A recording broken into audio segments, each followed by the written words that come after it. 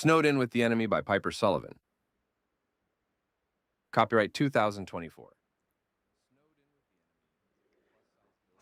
Holiday Romance. This narration is powered by AI. Book description. I have two loves, my sustainable bakery and my small town. So when a flashy billionaire real estate developer rolls in with plans to turn my cozy haven into some tacky tourist trap, I declared war and told the smug bastard to shove his plans where the snow don't fall. Lee Lancaster isn't used to hearing the word no, especially not from a curvy baker who apparently smells like sugar cookies and trouble, his words, not mine. But when a snowstorm traps the two of us in my tiny farmhouse, it's a recipe for disaster. Or the best holiday surprise yet. Sparks fly, tempers flare hotter than the fireplace, and sharing close quarters reveals way too much chemistry. The kind of chemistry that has me questioning my sanity and staring a little too long at Lee in his ridiculous man panties. But no matter how tempting he looks or how sweet he can be when the Grinch act slips, I won't expose my heart to the man threatening everything I love. Chapter 1. Nix. Are you still at work? My best friend Tori called for the third time since my business, Mount Holiday Bakery, closed for the day. I rolled my eyes because she couldn't see me as I nodded. You called the phone at the bakery and I answered. So yeah, I'm still here. And before you go in on me, I've just finished up all the cookies, brownies, and muffins for tomorrow.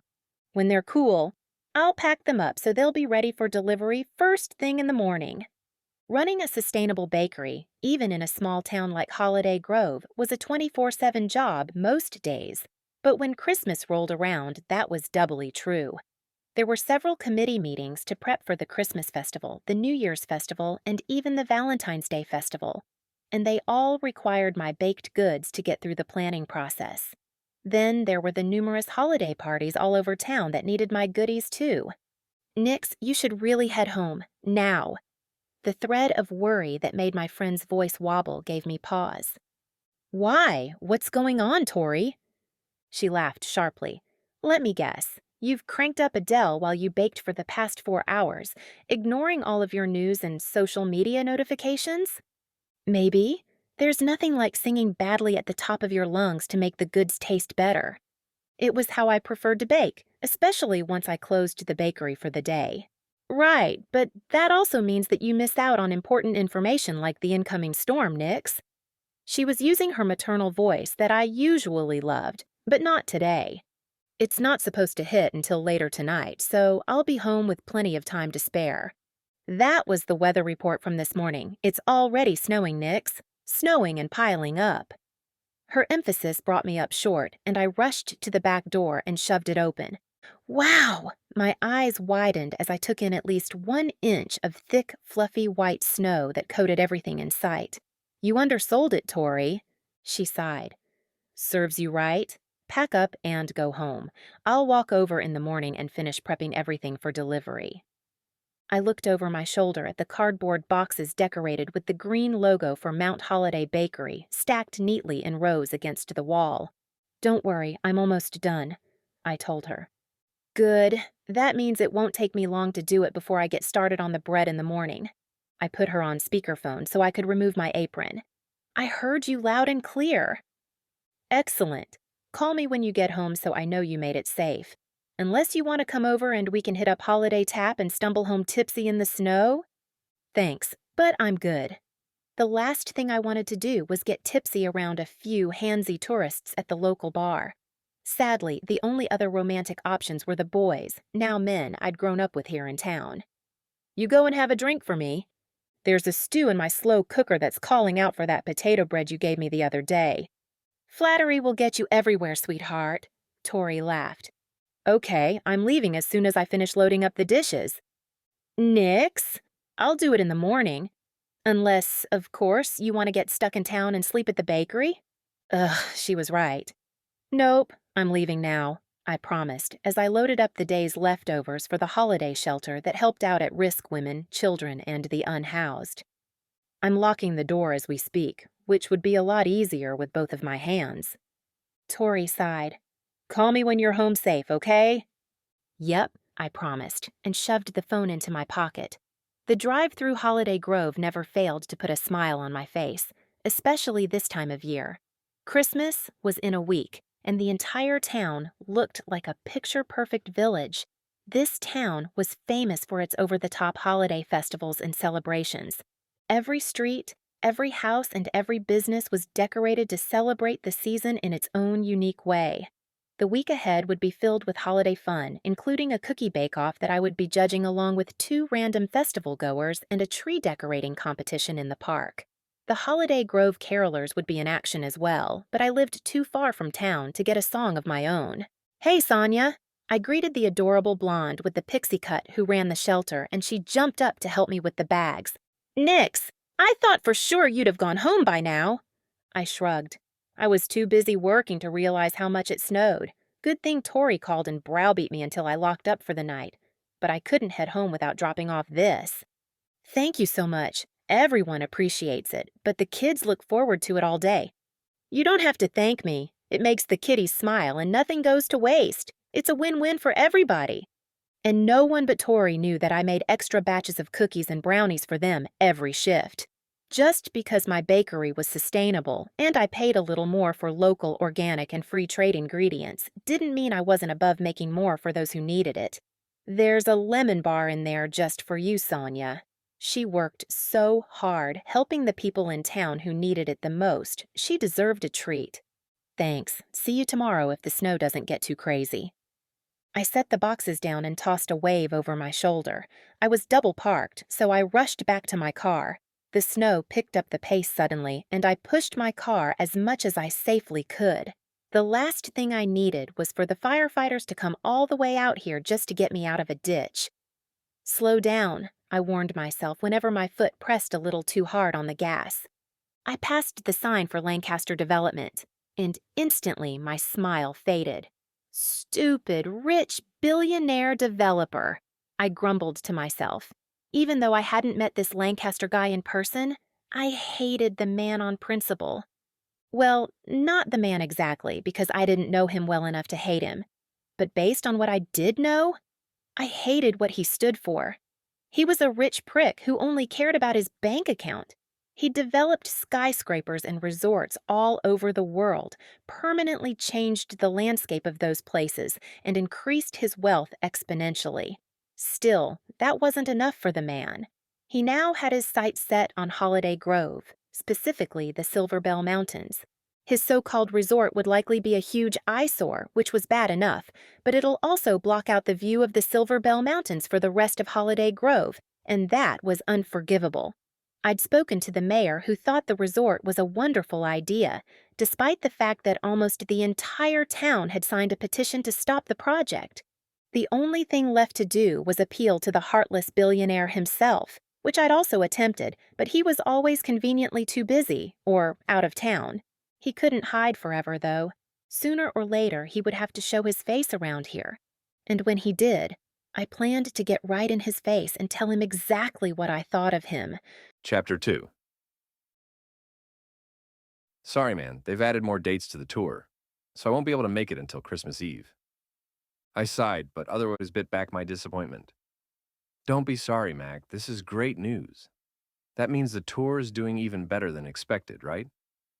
Yeah, he sighed, but I heard the smile in my younger brother's voice. We're sold out until spring, if you can believe it. Why wouldn't I believe it? This is your second or third world tour, and each one gets bigger than the last one. The pitfalls of being a world-famous rock star and all. Ass, he grumbled. Are you staying in Holiday Grove alone? That's the plan. I'm driving back to town now. The airport was a crowded mess, and I'd never been more grateful for long-term parking in my life. How did the opening go in Colorado? Great, actually. The place is gorgeous and fully staffed. The entire town over there was grateful to Lancaster Development for the tourist dollars sure to come. I wasn't an altruist, and though I did donate to charity, no one who knew me would call me a philanthropist. But developing projects that included high-rise luxury residences and resorts meant that I was always looked at through a hero lens. For every business displaced because of my projects, Hundreds of jobs were created and millions of dollars flowed to the area. It's fully booked through the new year, with more reservations pouring in. Mac laughed. Who knew you'd end up being so good at making money? I laughed. Uncle Ty, since he invested in my first property. And my second. Our aunt and uncle took us in when our parents died. Mac and I were 8 and 10 when we went to live with them in a modest suburban Chicago home. They were nothing but supportive, encouraging Mac's love of music and my gift for numbers. In fact, he and Aunt Nadia are enjoying 2 weeks at my resort in Australia. Mac laughed. How much shit did Aunt Nadia give you about such an extravagant gift? So much shit, I confirmed. At least until she saw all the excursions I booked. Swimming with the dolphins quieted her objections instantly. My aunt was an animal lover, and I wasn't above using that to get her to accept all manner of gifts. Sound check time, bro. I'll call you again in a day or two. Sounds good. Break a leg, kid. I ended the call, tossing the phone on the passenger seat because the snow was coming down heavier than when I started the 2.5 hour drive from the airport. Damn weather report said late evening. By the time I reached the Welcome to Holiday Grove sign, the snow was coming down so heavy I could barely make out the sign, now decorated with tinsel and a wreath. The long road would eventually give way to a few farms that grew everything from Christmas trees, pumpkins, an apple orchard, and a small goat farm that supplied cheese to local restaurants and soap to a few boutiques and B&Bs in town. It was a cute little town, and the plot of land overlooking the mountains was the perfect place for my next resort. The road that bisected the farms hadn't seen any traffic for at least half an hour, as evidenced by the packed snow that challenged the traction on my brand new winter tires. The SUV handled well, but it was no match for the fluffy snow that turned to ice under my tires, and not even my white knuckle grip could keep the damn thing straight on the road. The back of the car skidded one way, and the front went the other, which of course made me overcorrect, and the car spun several times before it came to a stop at an angle. I turned on the windshield wipers and groaned at what I saw, namely not the road I was on. No. Instead of the road, the front end of the car faced the snow-covered ground. Stuck in a ditch. How cliché. I gave myself 30 minutes inside the warmth of the car to see if the snow would let up, figuring that since the weather reports were wrong about when the storm began, maybe they were also wrong about when it was supposed to end. It only snowed harder, and I knew if I didn't get out of the car now, I'd end up stuck there. There wasn't a lot of traffic on this road for another 3 miles until Holiday Grove's version of Main Street Independence Street began.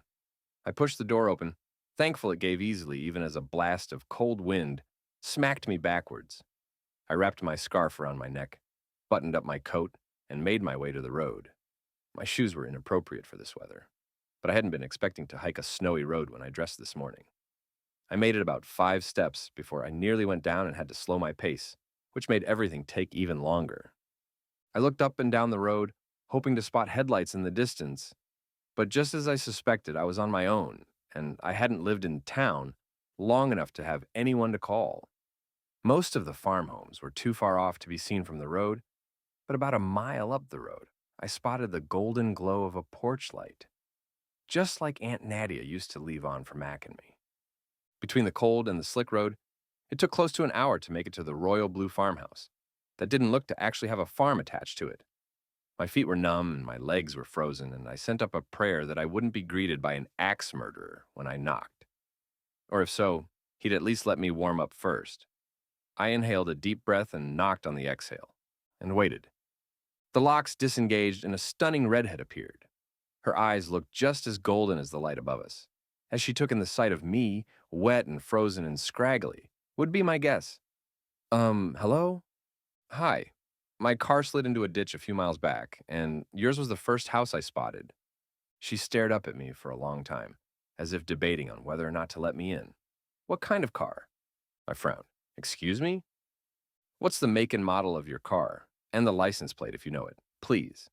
She folded her arms across her chest, which drew my attention to the curves that were on full display in her fitted red and green pajamas with a DJing Santa all over them. I gave her the information she requested, even though my fingers ached from the cold. I'm Derek, by the way. She smiled, snapped a photo of the info I gave her from my registration, and sent off what I guessed was a text message. I'm Nick, she offered with a smile, before she snapped a photo of my face and sent another text. Come inside. Thank you. I lucked out that anyone answered the door for a stranger. Never mind, let me inside. I really appreciate this. Just don't make me regret it. She closed the door and locked it behind her, gaze fixed on my face. I wouldn't dream of it. Good. Let's get you out of those clothes. I wasn't a stranger to forward women when you were reasonably attractive and wealthy. They were everywhere. But this was a little too forward. Hey, come on now. We just met. Chapter 3. Nyx. I blinked, taking in the gorgeous Adonis the universe had apparently sent me for being a good girl all year. His thick blonde hair, bright green eyes, broad shoulders, and long legs weren't even the main attraction. Excuse me? I said we just met. It's a little soon to be trying to get me out of my clothes, isn't it? His words registered, and I mentally replayed my unfortunate choice of phrasing. Let's get you out of those clothes. I fought the urge to smack my forehead. Funny, but your pants are soaked up to your knees, and I imagine those expensive shoes have turned your feet into icicles by now. I shrugged. But if you're comfortable, that's fine. Just don't track snow and slush into my house. Every winter, tourists arrived dressed for city sidewalks, completely unprepared for mountain weather. Great for Lou's outdoor shop and the drugstore with its endless supply of frostbite ointments and blister treatments, but not so much for the unprepared visitors. I headed toward the kitchen where my coffee waited, leaving him to sort himself out. He was a grown man, mostly, and could manage to stay pneumonia-free without my supervision. When I turned to grab cream from the fridge, I slammed into a wall of hard, hot mail. Excuse me. I avoided his gaze until I realized my hand was splayed across his bare chest. His very bare chest. Why are you naked? He laughed, the sound deep and rich like expensive dark chocolate. I'm hardly naked. You're in nothing but a pair of skin-tight man panties, which fit nice and snug, showing off a bulge I really needed to stop staring at. Now, right now. Man panties? Another laugh rumbled through his chest. That's not the official name, I'm sure. It could be. You don't know that for certain. My gaze betrayed me, sliding over his golden six-pack abs, rock-hard chest muscles, and those pale pink nipples. He was gorgeous, even with that hint of arrogance. You plan to stay like this? Or do you want to actually get warm? I could stay like this, since I doubt I'd fit into your fun Santa pajamas. DJ Santa, thank you very much, I shot back, lifting my chin. My brother stays here between deployments and secret army missions, so I'm sure you'll fit into some of his clothes. Or stay in your man panties. Either way works for me. His green eyes sparkled with amusement. Dry clothes would be great, thank you. Follow me. I hurried up the stairs, telling myself I wasn't fleeing from Lee, but rather creating a strategic distance between his face and my curves. I'd made peace with my round backside, but these cotton pajamas weren't doing me any favors, especially up close. This is Ryan's room. Jeans and t-shirts are in the closet, gym clothes and loungewear in the drawers. I'll be downstairs. Nyx? I paused at the doorway, turning to face the beautiful stranger. Yeah? Thank you. It means a lot, truly. No problem, but next time you're in town, you might want to dress for the weather. It changes on a dime this time of year. I rushed down to the kitchen, phone already in hand, as I called Tori. She answered right away. Are you home? What? Yeah, I've been home for over an hour, but that's not why I'm calling. A beat of silence, then Tori sighed. What did you forget? Nothing. A hot stranger showed up on my doorstep. I sent you his picture and license plate, so if I don't show up at the bakery tomorrow, send the sheriff looking for my body. Another weighted pause. So, a strange but gorgeous man is inside your house right now? I'm not sure whether to shake you or congratulate you. Hang on. She sucked in a breath. Definitely congratulate you because holy wow, that man is scrumptious. He could also be a killer, so maybe factor that in. Tori's laugh echoed through the phone. Okay, what's his name? Lee, I whispered, glancing toward the stairs. You have his photo, Tori. Don't make this weird. Oh, I'm the one being weird? Where is this stranger right now? In Ryan's room, changing out of his wet clothes. Wait! She shrieked. He's naked upstairs and you're downstairs talking to me? Obviously. Focus, Tori. He's probably staying the night given the weather, and while I can't kick him out, I want justice if he turns out to be, a psycho killer. Yeah, she laughed. Okay, Nix, I've got your back. Don't worry. Thanks for having my back. Perfect, and get his last name too. Lee is pretty common. I pinched the bridge of my nose. She was right, but there was no subtle way to find out now. I heard him come up behind me. It's Lancaster. His deep voice froze me in place. Did he just say Lancaster? Tori's voice boomed through the speaker. Holy shit.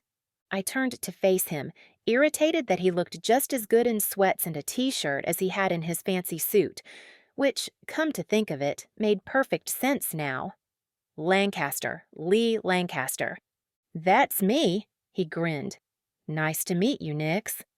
A low growl escaped my throat as I glared up at the man who towered over me by at least 6 inches. Good news, Tori. He's not going to kill me.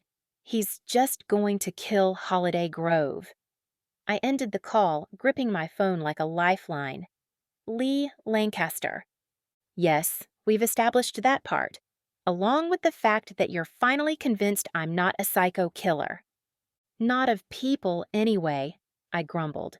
What were the odds that this beautiful specimen, this gift of eye candy sent to help me weather the storm, would turn out to be the man determined to destroy everything I loved about my hometown? Had to be some kind of cosmic joke. Look, Nix, I'm not sure what you think you know about me, but you've got it all wrong. He clenched his fists at his sides, a move that probably worked wonders on people who jumped to do his bidding, decimating amazing towns across the globe. Oh, I've got it all wrong, do I? My little pea brain can't possibly comprehend your billion-dollar business, right? That's not what I'm saying. I knew I was being unreasonable, but the floodgates had opened and I couldn't stop. Then what are you saying? Are you or are you not about to erect a giant penis? I scoffed. I mean, resort. That's going to destroy Holiday Grove? Not sure what a penis has to do with anything, but the only truth you've spoken is that I'm building a resort. Everything else sounds like a delusion. My jaw clenched so hard that stars danced at the edges of my vision. Delusion? Hardly. I live in reality, Mr. Big Man developer who wants to destroy everything in his path just to make a buck. The fury coursing through me scattered my thoughts, leaving me sputtering and incoherent. I can't believe this, I shouted, snatching a bottle of wine from the fridge before storming upstairs. Yep, the universe was definitely punishing me. Chapter 4. Lee. I stood in Nix's kitchen, staring at the spot she'd vacated with such speed, I half expected to see skid marks on the floor. I rubbed my hand, bewildered by what had just happened. Usually, when a woman discovered I was Lee Lancaster, billionaire real estate developer, they grew more interested, not less. And they certainly never looked at me like I was some type of supervillain. But Nix's golden brown eyes had narrowed to cat-like slits the minute I formally introduced myself. She'd planted her hands on her hips and told me exactly what she thought of me.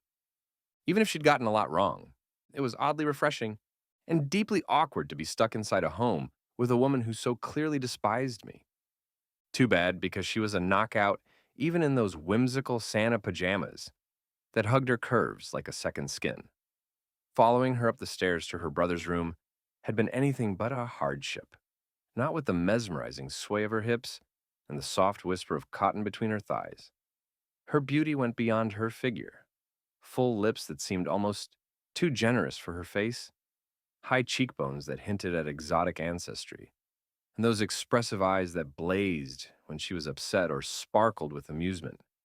Thick red waves cascaded around her shoulders, and my fingers itched, even now, to discover if they were as silken as they appeared.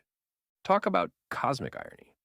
The one woman offering shelter from the storm happened to despise me on sight. At least she hadn't kicked me out, yet, so I counted that as a win. Since I was still technically a guest, I examined the contents of her fridge and smiled when I spotted a beer from the local craft brewery across town. I cracked it open, letting the icy fizz slide down my throat and gradually ease the tension from my muscles. The beer was excellent, and something mouth-watering wafted from the kitchen counter, reminding me that I hadn't eaten since last night's opening in a different time zone. I was about to investigate the slow cooker when footsteps creaked overhead. I settled back at the large kitchen table as Nix descended the stairs, her movements deliberate until she halted 2 feet away, fixing me with a glare. I rose to face her the way I confronted all challenges, head on. Do you want me to leave? In this storm? Number Holiday Grove and never look back? Absolutely. My lips twitched. This woman was something else. I appreciate your honesty. She snorted, but maintained her silence as she lifted the slow cooker's lid and groaned. Loudly. Ignore it, I commanded myself, knowing an inconvenient reaction would land me face first in a snowbank. The silence grew oppressive, and it irked me that she was using my own tactics against me. You're being dramatic, Nix. There's no reason my resort and the town can't coexist. She inhaled sharply and pivoted to face me, my first warning that I'd stepped in it. Dramatic? I'm being dramatic? Her laugh held no warmth. How much money do you really need, Mr. Lancaster?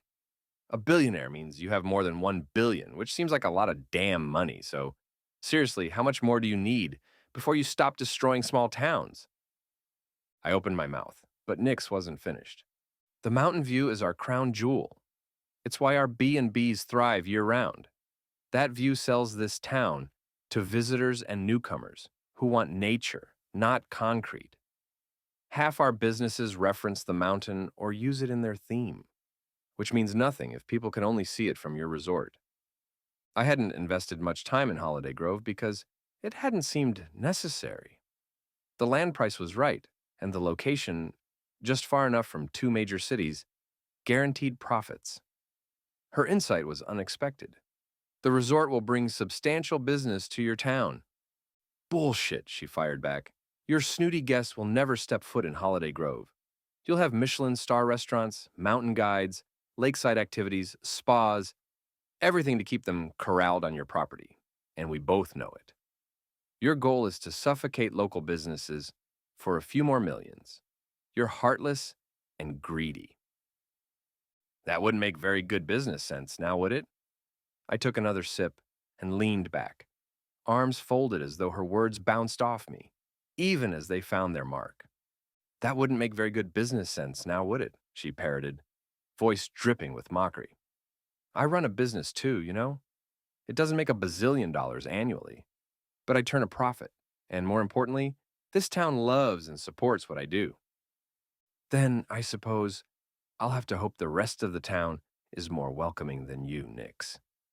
From her bulging eyes and the pulse hammering in her throat, I knew I'd misstepped. Again. Ha! The mayor is your only cheerleader. In fact, she's the only soul in this entire town who didn't sign the petition to stop your monstrosity. She flashed a brittle smile that never touched those expressive eyes, spun on her heel, and marched off like a soldier heading to battle. The house shuddered when she slammed her bedroom door upstairs, leaving me in a silence that ratcheted up my anxiety with each passing second. Instead of dismissing it as usual, I fired off a quick text to my assistant, who hadn't yet relocated to Holiday Grove. Has there been significant pushback from the locals? His response came instantly. Some. But the mayor assures us the residents will come around once the jobs and money flow in. The mayor? That aligned with Nix's claim. Damn. While there was always resistance when news of a resort broke, this felt different. This wasn't just about change. This was about transforming the town's very identity. I sat weighing my options, though not about the resort. That ship had sailed. Everything was in place to break ground after the holidays. No, my choices were between enduring the company of a woman who clearly loathed me or attempting to reach town, on foot. I pushed away from the table and peered out the window overlooking her expansive backyard. Expansive and completely buried in snow.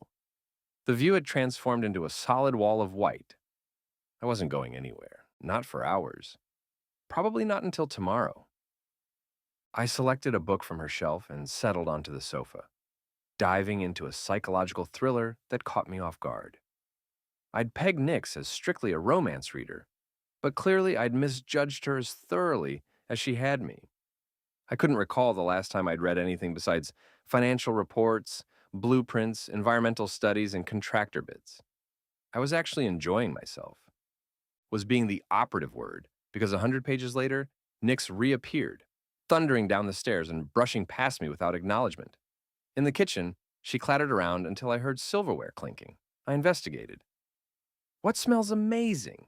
She whirled to face me, scowling. Dinner, beef stew in the slow cooker and fresh bread on the table. She indicated the red and black machine on the counter and the basket centerpiece right beside my empty bottle. Help yourself, but clean up after. I'm not your maid. I suppressed a smile. Nix might have a fiery spirit, but her kindness showed through despite herself. What? Why are you smirking like that?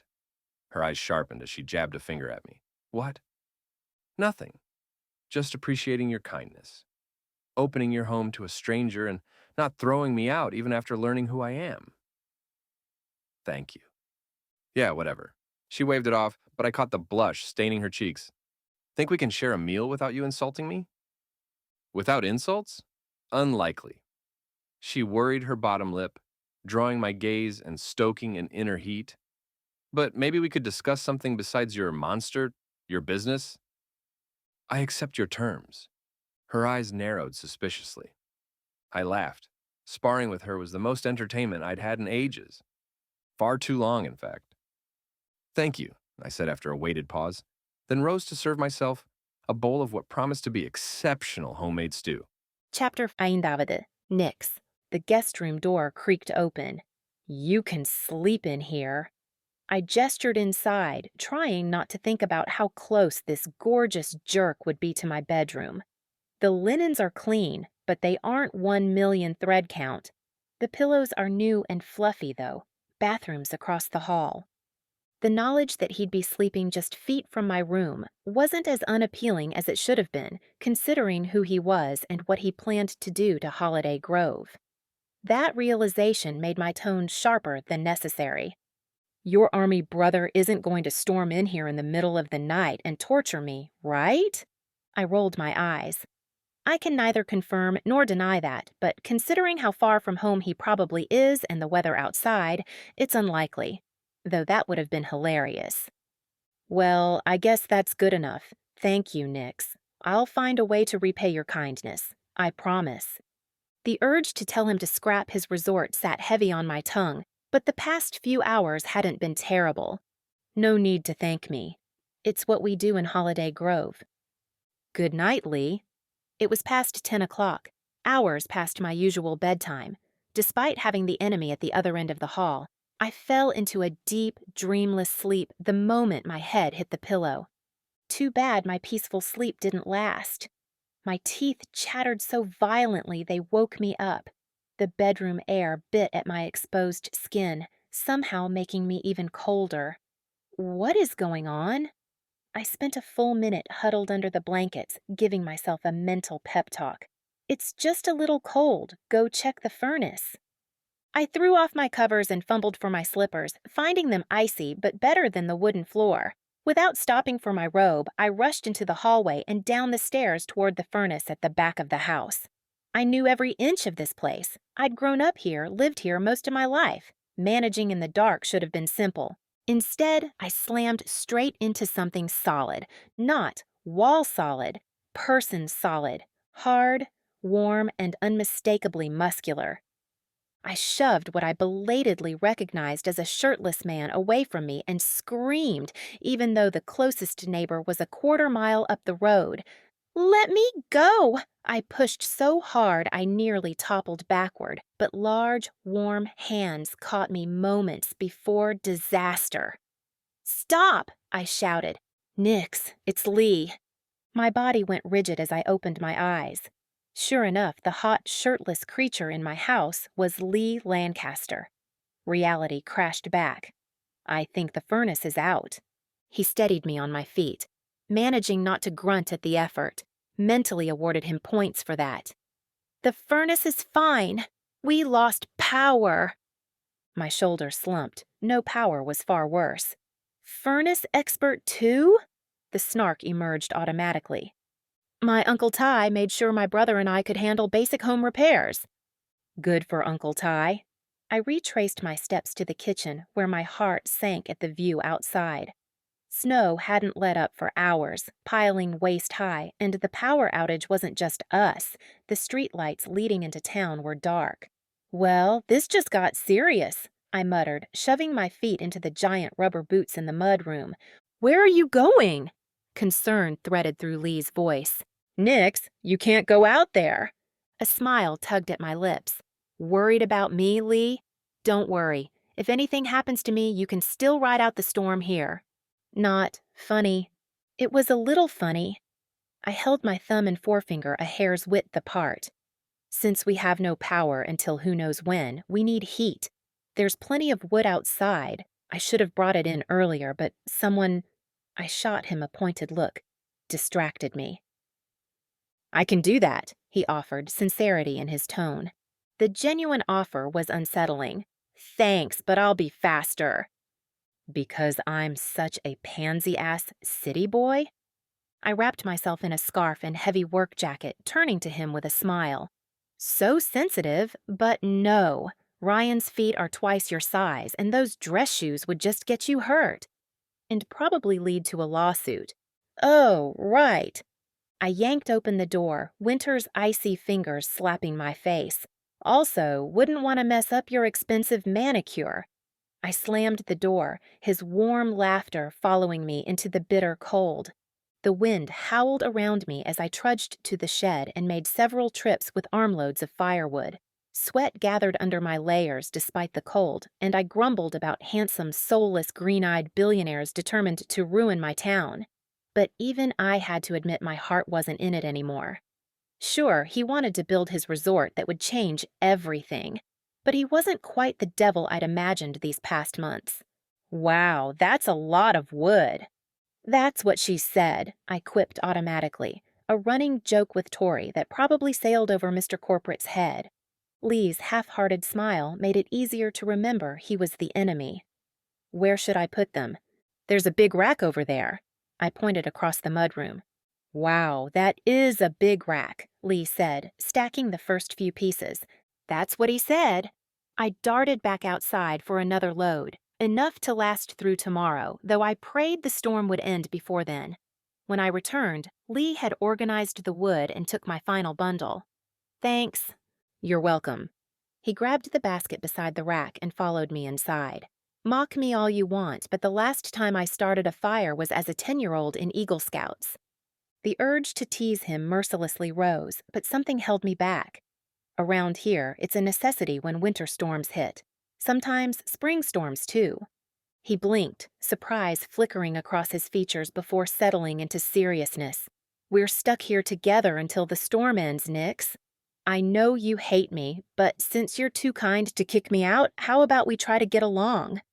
He had a point, and judging by the endless snow, we'd be here a while. Fine, but I have conditions. I'm listening. His expression shifted to what I assumed was his boardroom face, though a hint of a smirk played at his lips. No shop talk. My shop or yours? One eyebrow arched, challenging. Yours, obviously. Though I doubt you want to hear about running a sustainable bakery. I have questions, he said cryptically. But what's your next rule? No funny business. My body betrayed me, protesting the rule even as I made it. Ridiculous. Beautiful billionaires like Lee Lancaster didn't go for curvy redheads with big mouths and strong opinions. I'll keep that in mind. Anything else? Well, maybe let's keep the talking minimal. You're nice to look at, more so when I forget what you do for a living. His face split into a devastating grin that I was certain got him everything he wanted, in and out of the boardroom. So, you think I'm nice to look at? Did I say nice? Weird, because I could have sworn I said not horrible to look at. Chapter 6. Lee. Her words echoed in my mind, sending a rush of satisfaction through me. A genuine compliment, which meant she didn't completely hate my guts, or rather my face, and my body.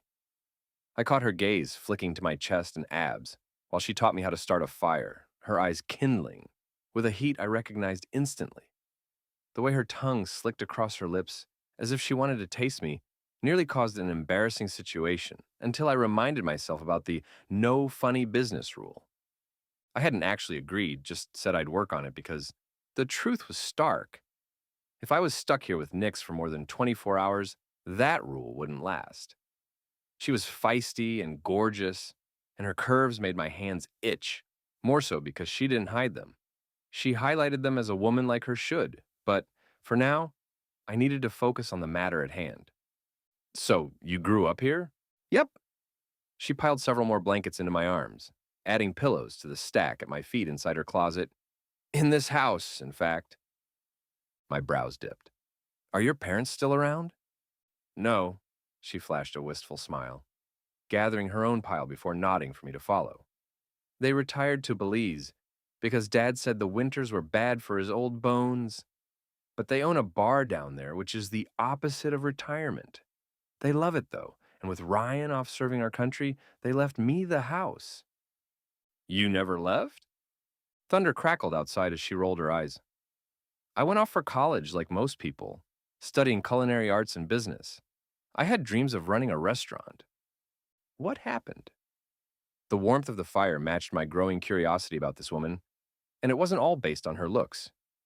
She shifted closer to the flames, shadows dancing across her face. Working in an actual restaurant cured me of that dream. It's definitely an adrenaline rush, but it's also chaotic and loud and messy. Basically, food shouldn't be that stressful, in my opinion. You're right. I settled back against the couch, remembering my own experiences. I've been inside some of those kitchens, and it's worse than a locker room, in a multitude of ways. The image of her shrinking under some egotistical chef's threats made my jaw clench.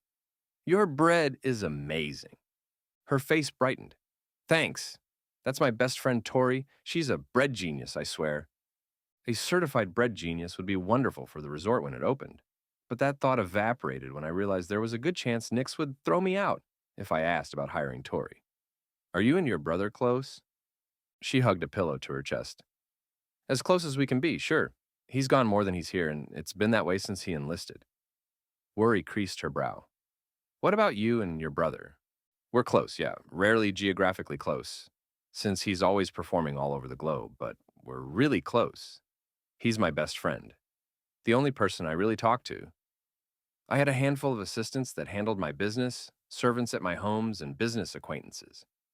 No one else I'd consider a friend, even though his name is Mac, but he goes by Lancaster as if he's the only Lancaster. Her laughter burst out like champagne bubbles, bright and infectious. She covered her mouth, but her eyes still sparkled with mirth. After a few seconds, another laugh escaped. Sorry, she gasped. Sorry, but that's so funny. She attempted to school her expression. I mean, not funny, just something else that isn't funny. The corners of my mouth lifted involuntarily. Nix was this fascinating blend of feisty and sweet that drew me in despite my better judgment. It's funny, but it's also annoying. If he wasn't my best friend, I'd be more pissed about it. She nodded, amusement still dancing in her eyes. He's very talented, though. You must be proud. I am. What about your folks? They must be over the moon to have two successful sons, or are there more siblings? Her genuine interest caught me off guard. Most people who asked about my family had already Googled every detail. Our parents died when we were young, and our aunt and uncle raised us. They're incredibly proud, even if they don't like us spoiling them. That's sweet. The word struck me. Nobody has ever accused me of that before. Her laughter, low and husky, sent warmth curling through my chest. First time for everything. So, Lee, what do you do when you aren't working? Another thoughtful question, unlike the usual queries about my jet or bank account. I'm always working. Always? Disbelief colored her tone. Yes. Most of my meals are often business meetings. Most of my dates are charity or political functions. When Mac is in town, we go out to eat, hike sometimes, and visit our aunt and uncle. That explains it. She snapped her fingers, pointing at me triumphantly. Explains what? She worried her bottom lip, considering her words carefully before straightening her spine. Why you seem so uptight? You're uncomfortable even in Ryan's clothes. Probably because I'm wearing another man's clothes. My dry delivery set off another round of her addictive laughter. Okay, but putting on casual clothes didn't make you more relaxed. Not a criticism, just an observation. She unfolded her legs and rose gracefully. The firelight caught the sway of her hips as she walked to the kitchen, and I had to stifle a groan when she bent to peer into the fridge. What a shame she hated me more than she was attracted to me. I could think of far better ways to generate heat. Nix returned with an open bottle of beer for me and wine for herself. As she poured, we talked, our conversation flowing easily while the storm raged outside and the fire crackled beside us. Her intelligence matched her wit, each response revealing new layers to her personality. I was developing feelings for the curvy baker, and it made no sense. Nothing could come of it. No matter how comfortable we became or how much we learned about each other, we'd always stand on opposite sides of an unbridgeable divide. Holiday Grove. Serious question, I said, taking another pull from my beer. Was it number 2 or 3? Why don't you want your town to grow? It's the surest way to make sure it still exists in 50 years. Her shoulders stiffened instantly, warmth draining from her expression. Then came that bitter laugh that should have sent any sane man running. You want your resort to grow, not the town. Sure, it might help your bottom line if more people come to Holiday Grove, but if they don't, you don't care. At least be honest with yourself about that. She wasn't wrong. While I hadn't planned to destroy the town if its destruction didn't hurt my profits, did I really care? The answer settled like ice in my gut. I didn't. That's what I thought. She gathered several blankets and pillows, arranging them as close to the fireplace as safely possible before lying down with her back to me, clearly done with our conversation. I'd gotten exactly what I'd aimed for, even though the victory felt hollow.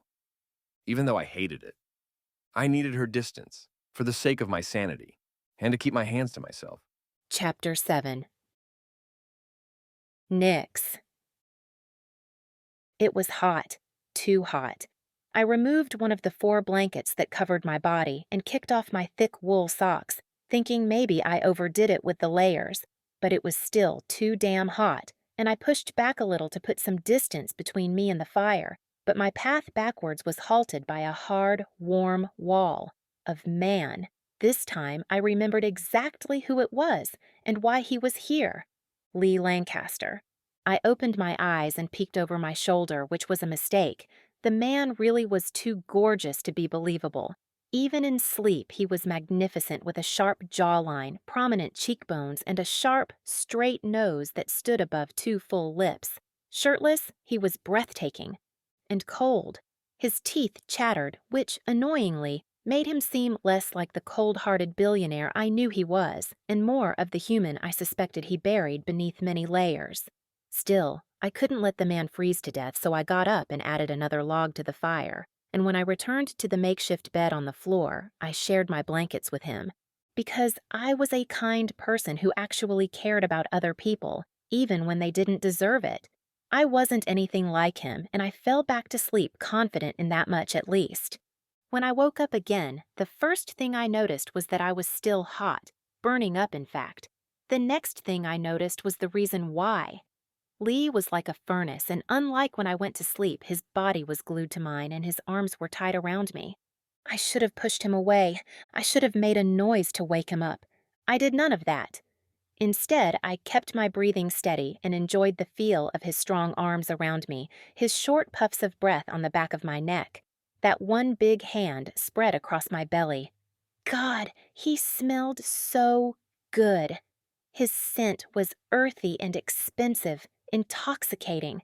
There in the early morning hours, at least I thought it was early morning, I admitted to myself that I wanted Lee Lancaster. In the outside world, we were enemies, on opposite sides of a battle. But here, locked in from the storm that still raged, we were something else, something more. Still, his warmth, his hard muscles, and his scent were too much, and I slowly tried to extricate myself from his delicious hold. But those muscles weren't just for show, and his grip tightened around me, which made his thumb brush against the underside of my breasts. I bit back a moan as pleasure pulsed through my veins and went stock still, determined to stop whatever it was that was happening. Nothing's happening, I told myself. He's asleep. I tried to move away again, but he held me firmly in place, which gave me a perfect feel of his heartbeat against my back, steady and strong. "You smell good," he whispered in my ear and pulled me even closer. He was warm and tempting beyond all reason. "Yeah?" The word came out on a low moan, and Lee froze. "Nix?" My shoulders sagged. "Yeah, it's me, not whoever you were dreaming about." Embarrassment rushed over me, and all I wanted was to get away, but Lee still held me close. "Wrong," he whispered, lips so close they brushed against my ear. "The woman in my dreams looked just like you, only she had on far less clothes and she didn't hate me." I sucked in a breath at his surprising words. "I don't hate you, just what you're doing." His hand slid up to cup my cheek, turning my face towards him. His eyes searched mine, a soft look in them I hadn't seen before. "As long as it's not personal," he murmured, his thumb gently stroking my cheek, as if I could resist him any longer. I leaned in, pressing my lips softly against his. He kissed me back tenderly, his hand sliding down to rest on my waist, pulling me closer. His touch was gentle yet firm, his lips soft yet passionate. It was a kiss full of longing, of unspoken words and pent-up emotions. Lee pulled back slightly, his forehead resting against mine. "Nix," he whispered, his voice hoarse with emotion. "Tell me to stop if this isn't what you want." I leaned into his touch, my heart pounding wildly in my chest. This was crazy, irresponsible, but I couldn't deny the connection between us any longer. I looked into his eyes, seeing the same desire reflected in them that I felt within myself. "Don't stop, Lee," I whispered back. He smiled softly before capturing my lips again, this time with more urgency. His hands roamed over my body, not intrusively but reverently, as if he was exploring every curve and line.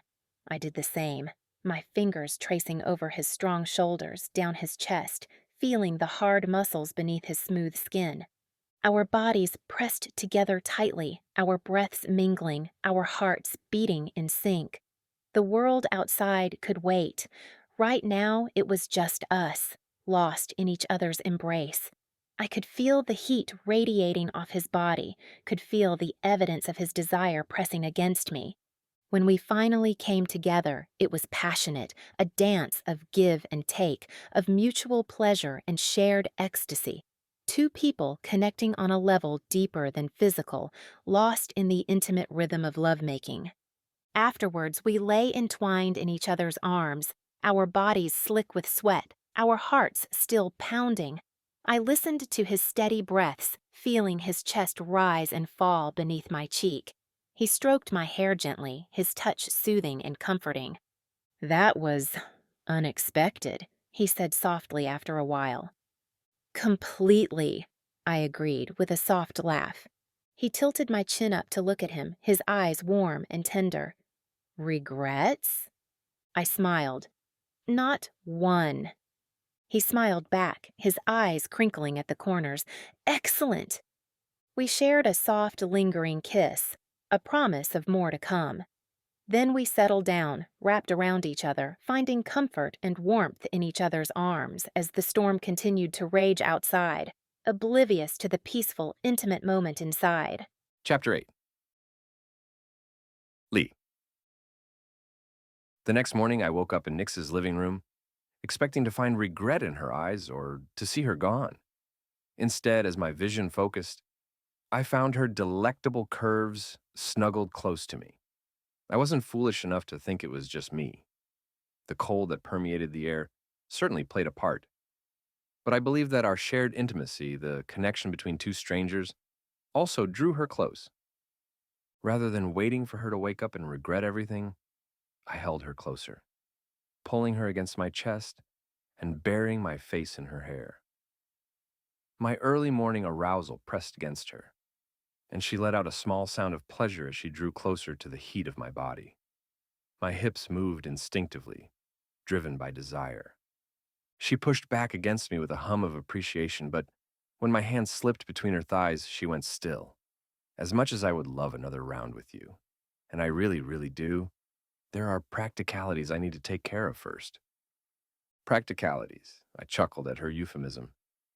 If we must. We must. She kicked off the blankets and got to her feet with a heavy sigh, ignoring the cold, as she jogged up the stairs and down the hall to her bedroom. A moment later, the water turned on, leaving me alone to wonder what to do next. I wasn't a man to wallow or second-guess myself, so I went upstairs to the guest bathroom and took care of my own needs. I returned to the living room a full 10 minutes before Nick's. I wasn't the type of man to walk on eggshells, but I didn't know what to expect from Nick's after last night.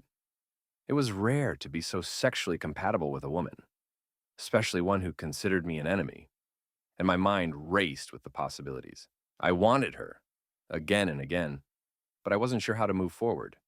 When Nix jogged down the stairs in nothing but a robe that told me she was still without a bra, my hands itched to touch her again, to taste her. But Nix didn't return to our makeshift bed. She went to the front door and stared out the window for an extended moment. Her eyes widened and a soft gasp escaped. Wow. Intrigued, I went and stood behind her, resting my hands on her hips and my chin on top of her head. There was nothing but white as far as the eye could see. Snow covered every surface, several feet high, and it was still coming down. Is this normal? She shrugged, admitting, it's not abnormal, but it's been a few years since we've seen a storm of this magnitude. Her composure and calm demeanor in the face of the blizzard was genuinely impressive. I ought to check my messages. She freed herself from my hold and darted back upstairs, leaving me to follow her. I stopped in the guest room and rolled my eyes at my phone, stuck on 29% because my charger was still in my car, likely buried under 6 feet of snow. Not that I could have charged my phone when the power was out anyway. Mine is low on juice. Mine is almost fully charged, she called out, before she met me in the long, narrow hallway. The problem is that I can't get a damn call through. She tapped her screen multiple times, grunting after every failed attempt to call out. I'll keep trying, but right now, coffee's calling my name. Coffee sounded amazing, but I wasn't sure how to get it done without electricity to power the coffee pot. Do you have magical powers or something? Of course I do. She filled a small pot with water, grabbed coffee grounds from a small glass container, and settled the water on the edges of the fireplace. You were an Eagle Scout. This shouldn't be new to you. We did things in the great outdoors, and I was too young for coffee. All I hear are excuses, Mr. Lancaster. A shiver ran down my spine at the sound of her breathy words.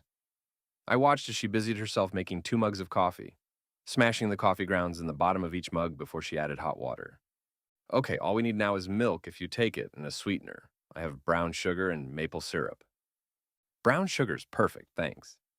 Nix handed me a mug with a smile before she took a fortifying sip from her mug. It's not the good stuff, but it's good enough. I took a sip and bit back a groan at the bitter taste of the instant coffee, smiling at her as if it was the best thing I'd ever had. Is it? She reached for my mug. If you're in a position to be picky, then you can wait until the gourmet coffee delivery services knock on the door. She rolled her eyes and reached for my mug, which I quickly snatched from her grasp. Maybe next time.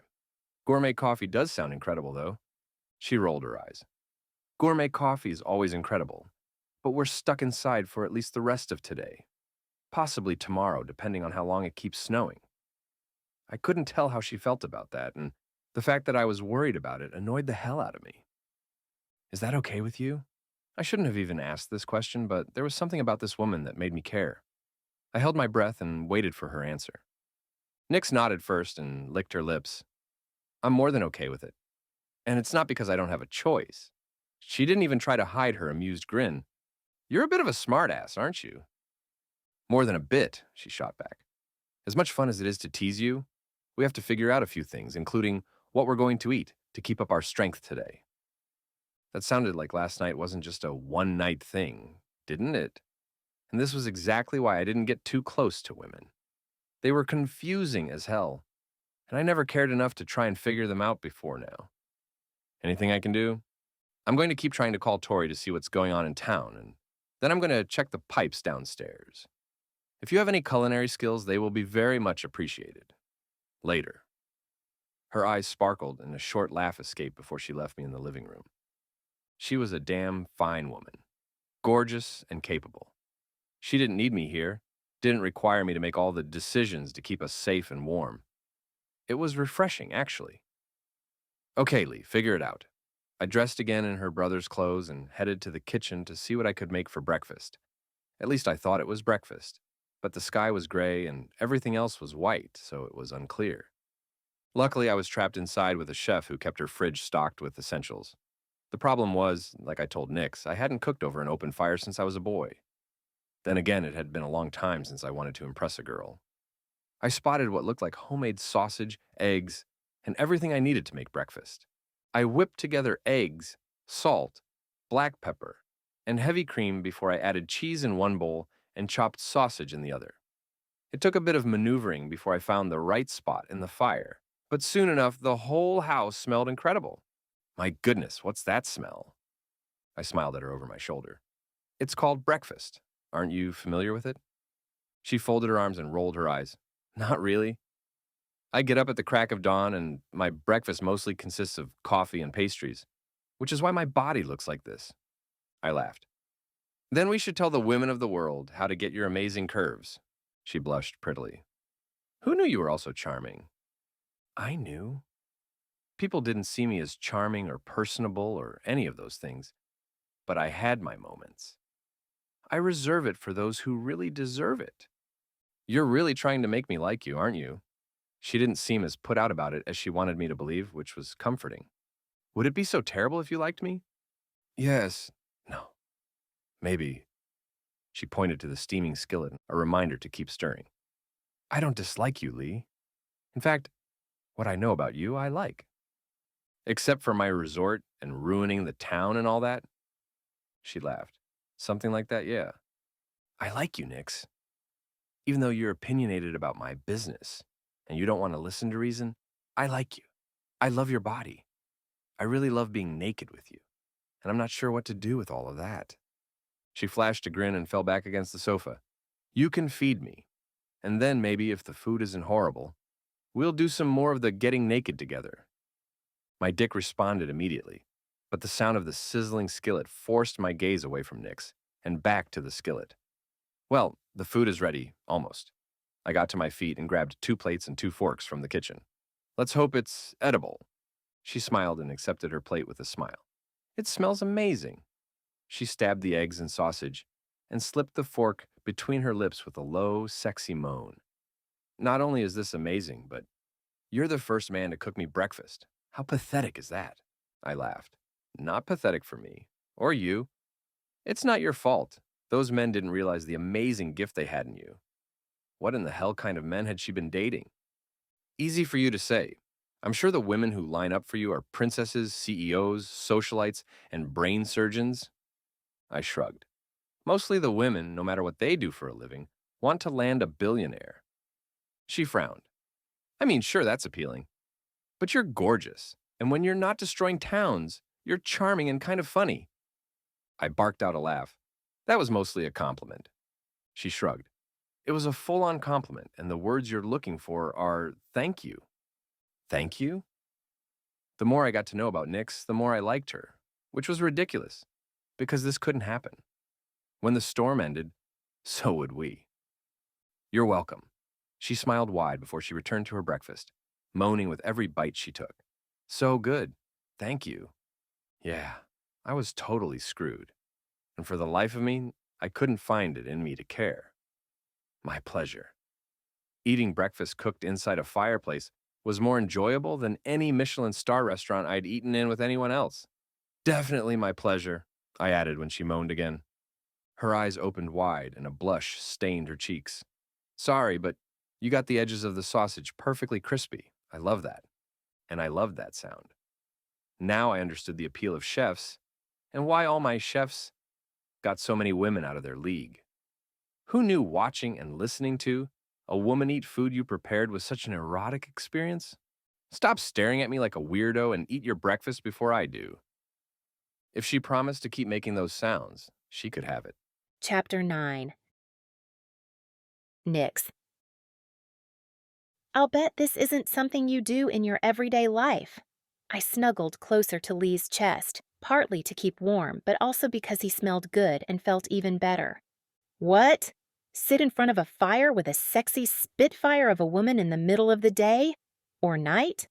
Actually, I have no idea what time it is. His brows dipped adorably as if he just realized that he didn't know the time of day. You have someplace you have to be? Other than buried deep inside of you? Nope. No place at all. He let out a bark of laughter. But I did always know what time it was. I always knew because there's always a meeting or a phone call scheduled. Sounds exhausting. I couldn't imagine living my life on such a rigid schedule. Sure, I had to get up extra early every morning of my life, except Tuesdays. But by 2 in the afternoon, my day was over and I was free to do whatever I wanted, after a cat nap, of course. Do you enjoy it? The hectic schedule? Not really, but it's all part of the business, which I do love. His face lit up when he talked about his work, which I didn't expect, but it made me curious. What do you love about it? I laughed at the hesitant look he shot me.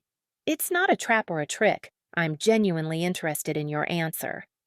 I assumed it was all about the potential to make big piles of cash, and to my own chagrin, I never even considered the idea that he loved his work. I can't deny that I do love making a deal, negotiating, and the push and pull of making sure we both get what we want without giving up too much to the person on the other side of the table. But the thing I love most is taking a plot of land, just dirt and rock, and turning it into something magnificent. There's nothing like it. Lee was handsome on a regular day, but when he spoke about his career, his face lit up and he went from handsome to breathtaking. What? You're looking at me funny, Nix. It's just that you're so happy and glowing when you talk about your work, and it made me realize something. Our jobs aren't so different. We both take ingredients and turn them into something else. His smile grew.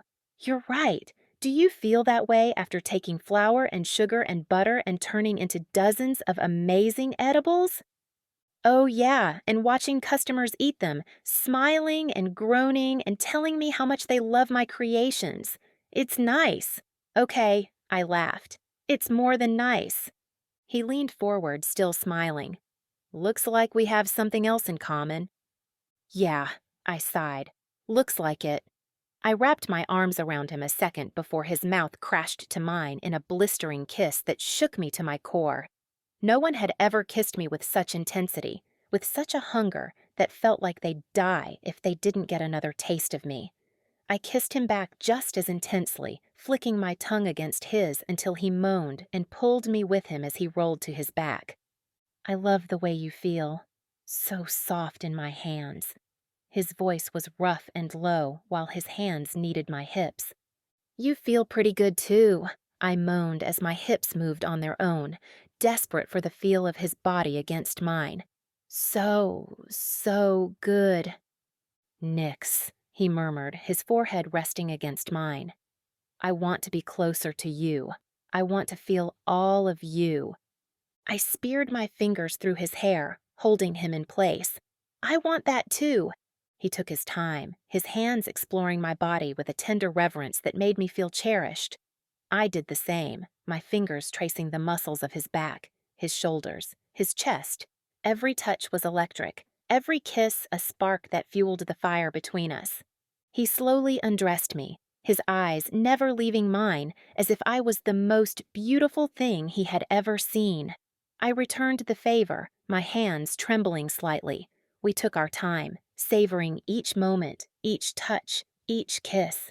He kissed me deeply, passionately, as his hands continued their exploration, tracing curves and lines, making me gasp and arch into his touch. You're so beautiful, Nix, he whispered against my skin, his lips trailing down my neck, my collarbone, his hands cupping my breasts. I could only moan in response, my body aching with need.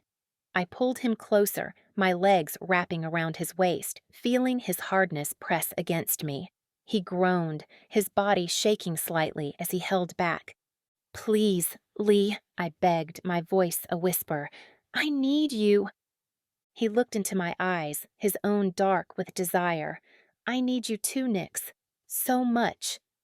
And then he was inside me, our bodies joining in a slow, passionate dance. We moved together, our breaths mingling. Every thrust was deep and meaningful, every kiss a promise. It was intense, it was overwhelming, and it was perfect. We didn't rush. We took our time, exploring each other's bodies, learning what made each other gasp and moan.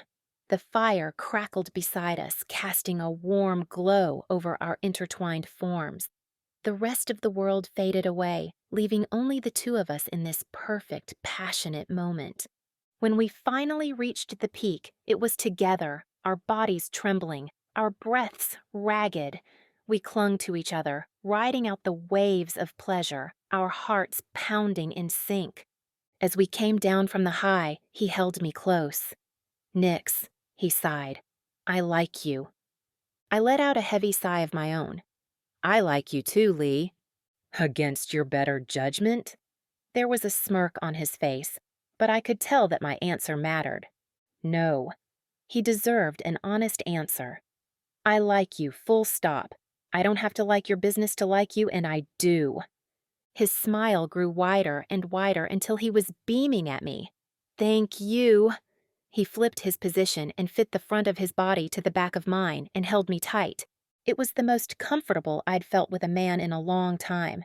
I didn't have to suck in my belly or pretend that I don't like to sample my baked goods because Lee liked my curves. I felt free to explore what I liked in bed with him, which was liberating in a whole new way. Yeah, I was sleeping with the enemy and enjoying it. But when he held me like this and tucked his chin right over my shoulder, puffs of warm breath slowing as he fell into a gentle sleep, he didn't feel like the enemy. He felt like something big, something important, something that was guaranteed to hurt in the end. Chapter 10. Lee. Was there anything better than waking up with a gorgeous, curvaceous woman in your arms? If there was, I couldn't think of it. Not with Nix's warmth and the way she buried her face in my chest in her sleep, as if she couldn't get enough of me. It was an addictive feeling, being wanted so completely. Maybe it was because she didn't want to want me, but she did anyway. That kept me feeling off kilter. Maybe it was that she'd taken the time to get to know me even though she disliked me. This can't last. I knew it and I had a feeling she did too, but for the past 3 days we'd been in this little bubble while the storm raged outside. But this morning the wind wasn't quite as loud and terrifying, and it looked as if the sun was trying to peek between the clouds. Both sure signs the storm was raging with a lot less ferocity than the previous 3 days. I closed my eyes, luxuriating in her embrace, the press of her lips against my chest. 3 days of bliss, of losing myself in her and learning her secrets. 3 days of perfection. When Nix woke up, a smile spread across her face, as if she was genuinely happy to see me, a look I didn't often receive. "Good morning." "Good morning, Nix." I smiled when she shivered at my greeting, or maybe it was the way my fingertips danced along her spine. "Sleep well?" She nodded. "Incredibly well. You wore me out last night in the best way possible." She stretched, muscles taut, and moaned a sound that had me stirring already. I can't believe the power's still out. Not that I was in a hurry to leave, quite the opposite, but it made me wonder about the viability of my resort in a town with such poor infrastructure. Missing out on meetings and more world conquering? Her tone was teasing, but there was a bite to it. "I'm sure there's plenty I've missed with no phone or electricity, but isn't it odd that the streets haven't been plowed yet?" She shrugged. "Not really, no. This is a small town, and our emergency services consist of 4 patrol units, 2 fire trucks, and 1 plow, driven by one of our off-duty firefighters, or his elderly father. It happens when it happens. That's small town living for you. But what if someone really needs to get out? They shovel when they can. I'm sure the Holiday Grove FD had plenty of other things to worry about during the storm. Knocked down power lines, car accidents, and probably a few space heater emergencies. That takes precedence. She sat up and stared at me. You're thinking about business, aren't you? Her tone was accusatory, so I didn't bother denying it. Let me ask you a question. Nix stood, wrapped in a sheet with her arms folded, as if I could possibly concentrate when she was barely covered like that. Ask away. I motioned my hand between us in a flourish. What's your ultimate goal with your business? I mean, when will you feel like it's enough? Is it money, 5 billion, 100 billion? Or is it about properties, one in every state, every country? When will it end? There was no accusation in her tone, but I was offended nonetheless. Why's your goal more noble than mine? I stood too, so we were eye to eye. She scoffed. I'm trying to help people. Buying local, sustainably sourced ingredients means I help local farmers and other vendors, while also not adding to the harming of the planet. That really pissed me off, and I couldn't help raising my voice as I tried to defend myself. I employ people, thousands of them. You don't care about those people, though, at least not more than giving them a job that helps make you more money. Your job, your goals, are only about one thing, the bottom line. I don't have to care about them, but I do, damn it. I pay my employees well, provide excellent benefits packages, and my job allows them to feed their families, shelter them, and send them to college. Is your bakery doing that? Yes. I have 2 part-timers who are saving up for college, which they won't be able to do when your resort puts all of us out of business. So hooray for your thousands of employees, and screw the thousands of citizens of Holiday Grove, right? You're so infuriating, I growled. Yeah? Well, so are you, she shouted back, breathing heavy, her eyes glazed with anger. Beautiful. A low growl escaped when I stepped forward and cupped her face in my hands, my lips capturing hers in a passionate, intense kiss. She was so damn fiery, so beautiful, when she was all riled up. She didn't push me away, she kissed me back with all of the raw need that I possessed too. It was a hot kiss, and it took nothing more than a few flicks of my tongue for her to press her body against mine, the sheet falling to the floor. Soon it wasn't enough, and I lowered her gently to the bed, our bodies entwined, our breaths mingling. I trailed kisses down her neck, her collarbone, savoring the taste of her skin, the feel of her heart pounding against mine. Nix, I whispered, my voice hoarse with desire. She didn't look away. Her eyes locked onto mine as we came together, a dance of passion and need. I couldn't look away. She was too beautiful, and I wanted her too much. We didn't agree on important things. This couldn't last, but I wasn't ready for it to end, and I held her close, our bodies moving in sync. Lee, she whispered in response, her voice a soft, sweet sound that sent shivers down my spine. I wish, she began, but she didn't finish the sentence. She didn't need to. Yeah, baby. Me too. I gently reassured her that I felt the same way. We laid together for several silent minutes, catching our breath and deep in thought. The lights flickered a few times before they came back on. It was good news, but it was also the beginning of the end of whatever this was, whatever it could have been. Those thoughts were front and center in my mind when I woke up the next day and heard a vaguely familiar scraping sound outside. I knew what it was, almost instinctively, but I stayed as still as I could, unwilling to wake Nix and bring this to an end. You hear that? Her words are muffled against my chest, an edge of excitement to them that I couldn't find within myself. I hear something. Sounds like JB or his son, JT, have finally gotten around to plowing the roads on this side of town. She moved in slow motion, removing her face from my chest to look at me. You got your early Christmas wish. Freedom. Freedom was overrated. That was the first thought that came to mind at her words. That wasn't my wish, Nix. Wasn't it? One brow arched slightly higher than the other, but there was an inquisitiveness in her gaze that told me my answer mattered to her. Number. It was just curiosity, both personal and professional. I could do with a few more days in here with you, I admitted. Her cheeks flushed prettily as she sat up and put some distance between us. These few days have been greatly, really great if I'm being honest. I didn't know things could be like this. My heart pounded in my chest. Hell, neither did I. Yeah? I nodded. But it sounds like you're saying goodbye. Why? Probably because she realized the same thing I did after last night's fight. Because you are who you are, and I am who I am. And neither of those things will change anytime soon. She wore a bittersweet smile, eyes rolling heavenward. The first guy I like, and it's impossible. I don't think it's impossible. That's because you're still on a high. But how long will one or both of us get tired of having the same argument over and over? It'll become exhausting, and eventually we'll hate each other. She sounded sad about it, which gave me some hope. Or we morph into mature adults who can talk out their differences. Her smile was so torn, I felt my own heart rip in half. What can we talk about? I love Holiday Grove. And there's a real chance that your big, wonderful resort will put me and my friends out of business. She was right, of course. But that wasn't what I wanted to hear from her lush lips. I reserve the right to prove you wrong. I really wish you could, but I fear it's impossible. She gasped at the sound of the harsh knock on the front door. I'll get that. She wrapped the sheet around her and stepped out of the room. JB, she smiled wide. Thanks for getting around to this side of town. I'm sure you've been busy the last 24 hours. More than busy. I plan to sleep for a week once all this powder is cleared. You all right in here?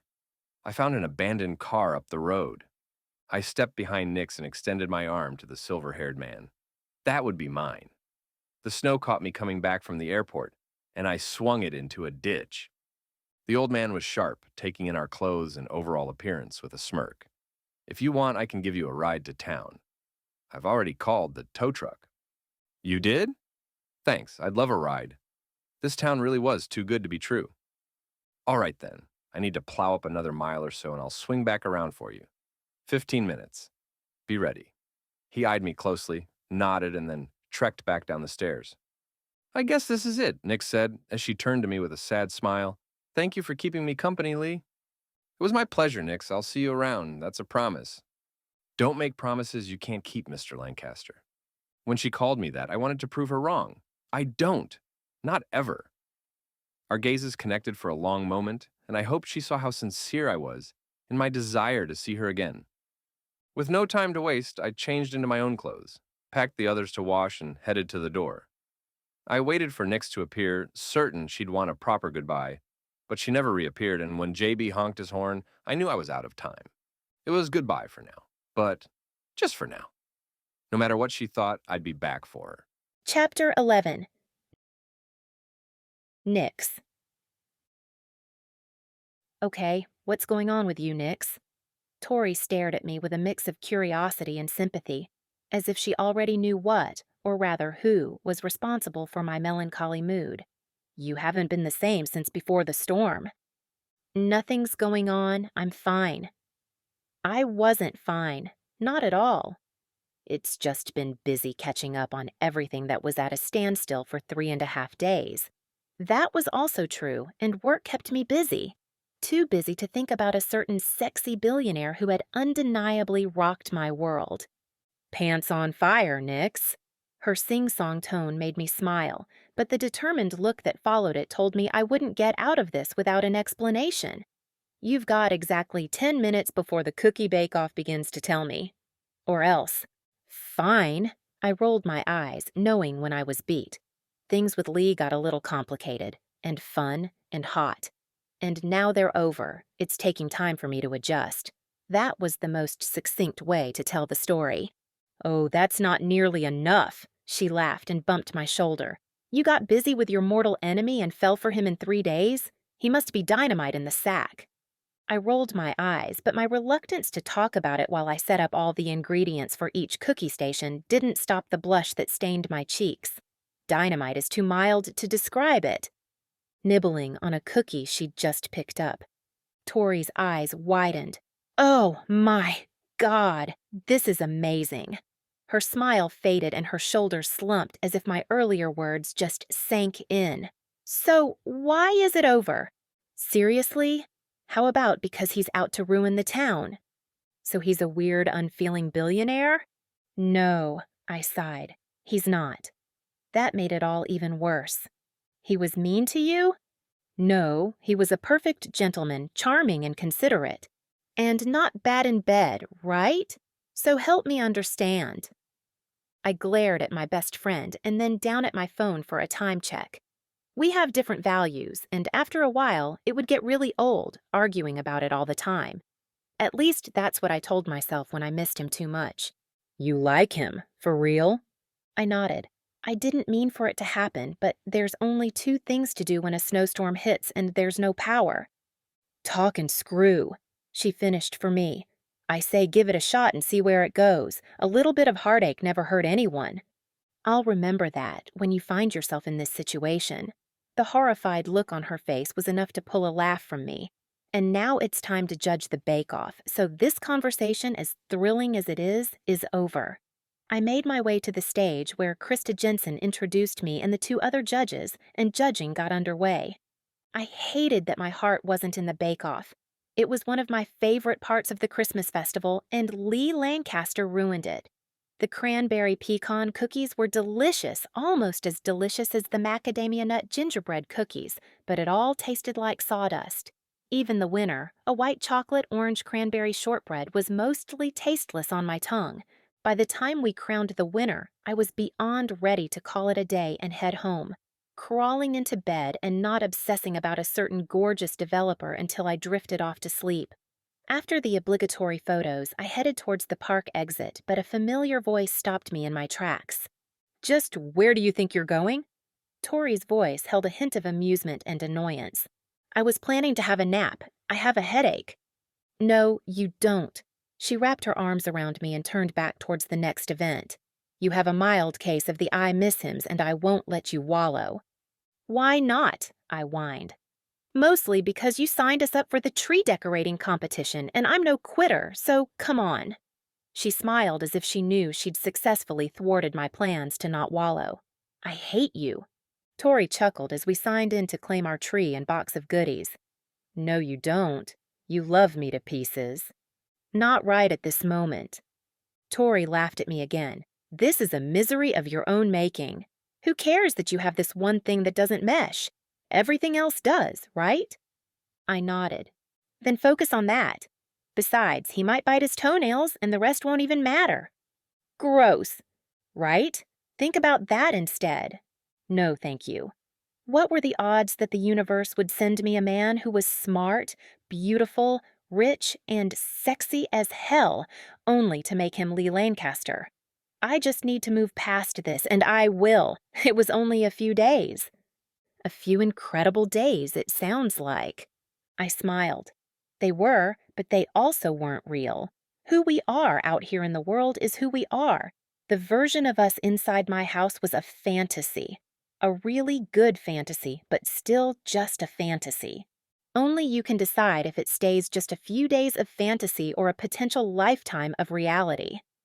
Yeah, because it's totally up to me. I rolled my eyes and turned my attention to the box of ornaments and lights first, and then the box of craft supplies so we could make our own tree decorations. The cold air suddenly sizzled, and a hush fell over the crowd as if a celebrity was in our midst. I refused to turn around because I knew who I would find. I knew it because I felt his presence, and worse, I felt the weight of his gaze on me. Damn, he's pretty. Tori's mouth hung open, and that's when my curiosity got the better of me, and I turned around. You didn't tell me his brother was Lancaster. I didn't want to look into why her words filled me with relief, so I looked at the two brothers, each gorgeous in their own way, as they walked in our direction. Nix. His voice was deep, slightly pained, and his eyes, though filled with joy, seemed sad. This is something else. He motioned around the festival grounds with a wicked smile. You undersold it. There's nothing like seeing it for yourself. Our gazes locked, and it was as if everyone else around us disappeared. It was as if no time had passed since we were holed up in my house, exploring each other physically and mentally. Well, as awkward as this is, I think I'm going to go anywhere else but here. Tori stood abruptly, breaking the mood. Her cheeks blushed furiously when she took another look at Lee's brother, a gorgeous rock and roll version of Lee. I'm Tori, and I'm a huge fan. but I promise not to fangirl too hard if you want to get away from this unholy awkwardness." Mac's face split into a magnificent grin and he held out his big hand. "I'm Mac. Nice to meet you, Tori." He slid Lee an amused gaze. "I'm getting secondhand awkward, so I'm game. Let's leave these two to it." "Hey!" I called after Tori. "You're my partner! Tori, get back here!" "Lee can take my place. You two have a lot to talk about." She waved over her shoulder, not casting me a single look back, a wide smile on her face as she laughed at whatever Mac said to her. "Traitor," I mumbled under my breath. "I can go if you don't want me here," he offered, because he's not a heartless monster, but a warm and very caring man. "It's not that," I said, waving off his words. "I thought I'd have more time before I saw you again." "You're not ready?" I shook my head without meeting his gaze. "Good, because I'm not either, but here I am. I needed to see you again." I looked up at his admission. "You did? Why?" "Because I haven't been able to stop thinking about you. I know all the reasons. The one reason," he clarified, "that this might not work, but there are so many others for why it might. It could." A loud whistle sounded, and Wallace Jensen, Kira's husband, started the clock. "Happy decorating, contestants!" We got to work, or rather I got to work because it seemed as if Lee hadn't decorated a tree in too many years to be of much use. "Untangle those lights, please." He grabbed the lights and got to work.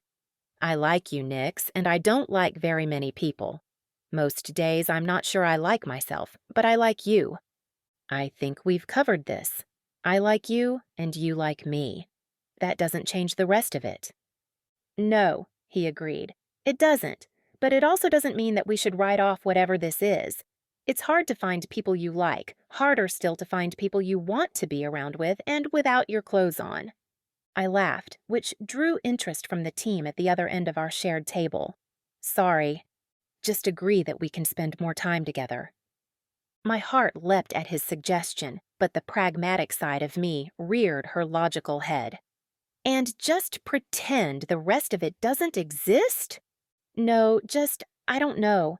Maybe we see if everything else is so good, so spectacular, that this one little thing is just a blip."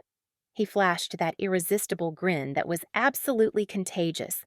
"I'll bet that smile gets you anything you want." He shrugged, mouth kicked up into a lopsided grin. "This might surprise you, but I'm not known for smiling much. My bargaining skills get me what I want most of the time." Now, why did that give me shivers? Interesting. "So you don't use your charm?" He laughed outright at that.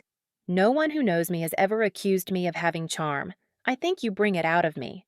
Oh boy, he was winning me over. I don't know what to say to that. My heart fluttered in my chest and my belly was doing backflips. And here I thought there was only one way to stun you into silence.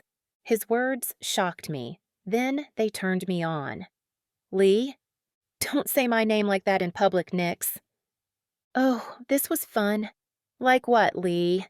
He growled and grabbed the box of ornaments, tossing them on the tree haphazardly. "What are you doing?" I barely got the question out through my laughter. "Decorating the damn tree. What does it look like?" Like a tornado blew through the place?" "Your fault," he growled and finished the tree in record time, using every last ornament, garland, and tinsel in the box. Unsurprisingly, we didn't win. Congratulations to the Mason twins for their unique tree. To the rest of you, better luck next year, Wallace said, giving our tree major side-eye. Lee grabbed my hand and led me out of the park. "Can we get out of here and talk?" He was already pulling me before I answered. "Sure, where?"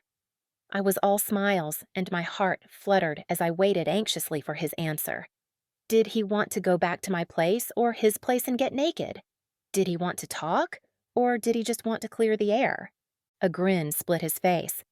"Definitely not your place or mine. I'd like to talk first." First. That meant he still wanted me, just not now. "Okay, what do you want to talk about?" "You. Me. Us." He grabbed my hands in his and looked around before his lips found mine. The kiss was hot and tender. I felt aroused and cherished at the same time. When Lee pulled back, my breath caught in my throat. I've missed those lips. They've missed you too. I hummed my pleasure at his taste and his words. You wanted to talk? Yeah, he growled and put a few feet of distance between us without releasing my hand. Talk. I think we should give us a chance. A real chance. I wanted that too, more than I even let myself admit. And just forget the rest? He nodded. At least until we're forced to deal with it. My aunt used to tell me I excelled at borrowing trouble, and for the first time in my life, I don't want to. I'll pay the billet when it arrives. So we go into this with our eyes wide open, but we hope for the best. That wasn't exactly my style of doing things, but I had a feeling it was new to Lee as well. Something like that. All I know is that I want to know more about you and spend more time with you, laughing and talking and other things. He winked at me. That's all I wanted too. Okay then, I'm in. Let's spend now and worry about the bill later. Lee's lips twitched and then a stunning smile broke free. Perfect. Now I just have one more question. My brows rose and my own smile broke, wide and excited. Your place or mine? I nodded. Yes, either. Both. Lee seemed more than satisfied with my answer as he took me by the hand and dragged me to his luxury SUV without another word. Chapter 12. Lee. This place is wow. Nix looked around the foyer with wide-eyed appreciation that only intensified as we moved deeper into the house. She stopped in the living room, smiling at me over her shoulder. This is a lot of room for one man, isn't it? I shrugged off the question. When he's free, Max stays here. Mostly, I just like my space. She ran her hand along the sofa, the framed artwork, and the floor vases. It's all very beautiful and tasteful. I heard the reproach in her tone and frowned. But the decorator had followed my specifications exactly. You don't like it? It's not that I dislike it. Everything is nice. It's just that this place doesn't feel like the Lee I know. I wasn't sure how to address that. It's not cold and stiff and formal. No, it is. This place is what I expect a decorator to do for a guy like you. But there's no trace of you in here. You and Mac are close. Where are the photos of you growing up? Your aunt and uncle? Just gorgeous, pricey artwork. I gave her words careful consideration. They weren't a criticism as I originally thought, but just a keen observation. I guess you're right, I never gave it much thought. She laughed. I'll bet your office is a better reflection of you as a person, she teased. Probably. If you're good, maybe I'll show you after dinner. I'm always good. Her flirtatious tone put me in a better mood than I'd been in since we parted ways several days ago. So good. Let's see what the chef made for dinner. Chef? She lifted her pinky finger in the air. Fancy pants! She tried to maintain her serious expression but failed, bursting into laughter. Smells amazing, though. She inhaled deeply as I took her hand and led her into the kitchen. Really amazing. Did this chef come with you? Yeah, he's incredible, and he's been traveling with me for about 6 years now. I checked the oven and smiled. You don't have a permanent home base? She asked, watching me curiously. Number I spent anywhere from 1 to 3 years overseeing my developments. It was another reason I didn't have many close relationships. Nix froze and turned slowly until her eyes met mine. So once this resort is up and running, you'll move again? Very likely. She swallowed and then nodded, her expression remaining blank. Then maybe we should consider this a fling with an end date. Why? Because, she sighed, I'm not a casual kind of girl, and I'm not sure I can go into this knowing that we're going to end, even if things end up being wonderfully amazing and perfect. But a fling means we keep things light and carefree, nothing too serious. That wasn't what I wanted at all. Can I change your mind? She shrugged. You can try. That's what I set out to do over a delicious meal of lamb, potatoes, and vegetables. Charm her and romance her, until there was no question that we owed ourselves this chance. How's the food? Her smile was brilliant. Amazing. You have excellent taste in chefs, Lee. I couldn't help but laugh at her backhanded compliment. I have excellent taste in many things. My gaze was heated, leaving no doubt as to who I was talking about. Pink bloomed on her cheeks, beautiful and brilliant. Well, I can't fault your taste in most things, so you can have that one. Dessert will seal the deal, one way or the other. I loved her playful side. It wasn't a side I often saw with women. They were too busy trying to impress me or seduce me. Nix was just being herself. Always. Before dessert, I'd like to show you something. Etchings? Her right brow arched high, her lips curled up into a teasing grin. That's for later. This is something else altogether. I rounded the table and put out my hand for her to take.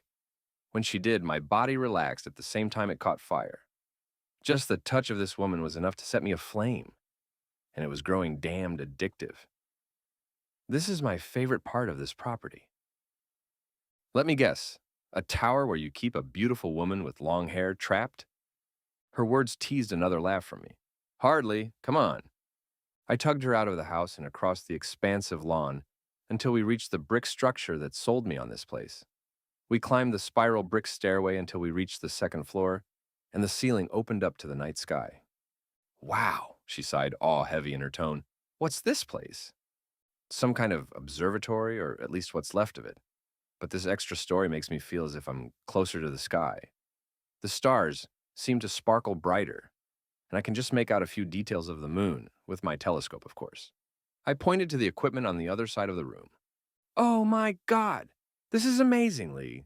She touched the telescope reverently and pressed her eye to the viewfinder with a gasp. It's so beautiful. It is, I agreed, unable to take my eyes off her. Nix was beautiful, but right now, excited and looking at me as if she were seeing me for the first time, she took my breath away. She looked up at me and smiled. Such a charmer. I'm glad I get to see this side of you. Come on. I pointed to the haphazard pile of blankets I'd assembled so I could watch the sky in something resembling comfort. Nix joined me on the blankets and settled with a happy sigh. This is wonderful, Lee. I love this view. She pressed her palm to mine and wrapped our fingers together. This is great. Being with you here like this is fantastic, Nix. She turned her gaze to mine. What an incredibly sweet thing to say. I feel the same. She sat up and took my hands in hers. Thank you for showing me this sexy, yet oddly nerdy side of yourself. The way she looked at me, the way her big brown eyes glowed with joy, almost as if getting to know me made her happy, it was more than I could bear. Nix, I whispered as I speared my fingers through her hair and brought her mouth to mine. Kissing Nix was always an experience, and today she was happy and hungry and excited. Her hands slid under my shirt, slightly cool against my overheated skin. She moaned, deepening the kiss, as she pressed closer to me, then pulled back, smiling against my lips. It's kind of insane how electric it is between us, right? It's never been like this. With anyone else, I answered honestly. Should I have kept that to myself? Definitely not.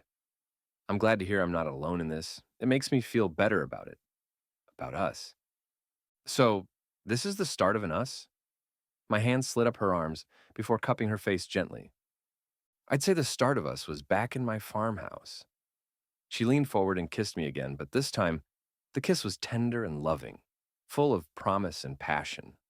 Her touch was soft and gentle, making my heart race with anticipation. Soon enough, or maybe not soon enough, we were lying down amidst the blankets, bodies pressed close. Our breaths mingled as we explored each other with tender caresses and fierce kisses, the snowflakes falling around us like nature's own blessing. I held her close, my hands tracing the curves of her body as if it were a sacred ground. She shivered beneath my touch, her eyes fluttering shut as she let out a soft sigh of pleasure. Lee, she whispered, her voice barely audible yet filled with emotion.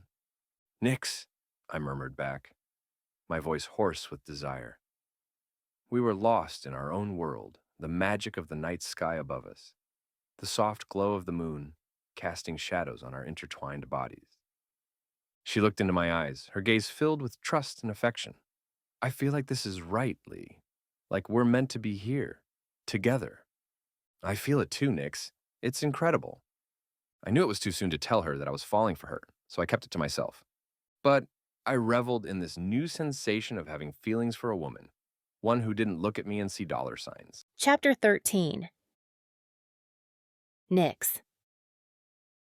I woke up early, as I did most mornings, filled with a renewed sense of joy after the most amazing night of my life. Even though I wasn't at home, I enjoyed a long, hot shower in Lee's spectacular bathroom and used his top-of-the-line espresso machine, all with an unstoppable grin on my face.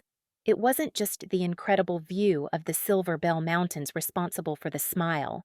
It was the man still asleep upstairs. Lee Lancaster was so much more than I gave him credit for.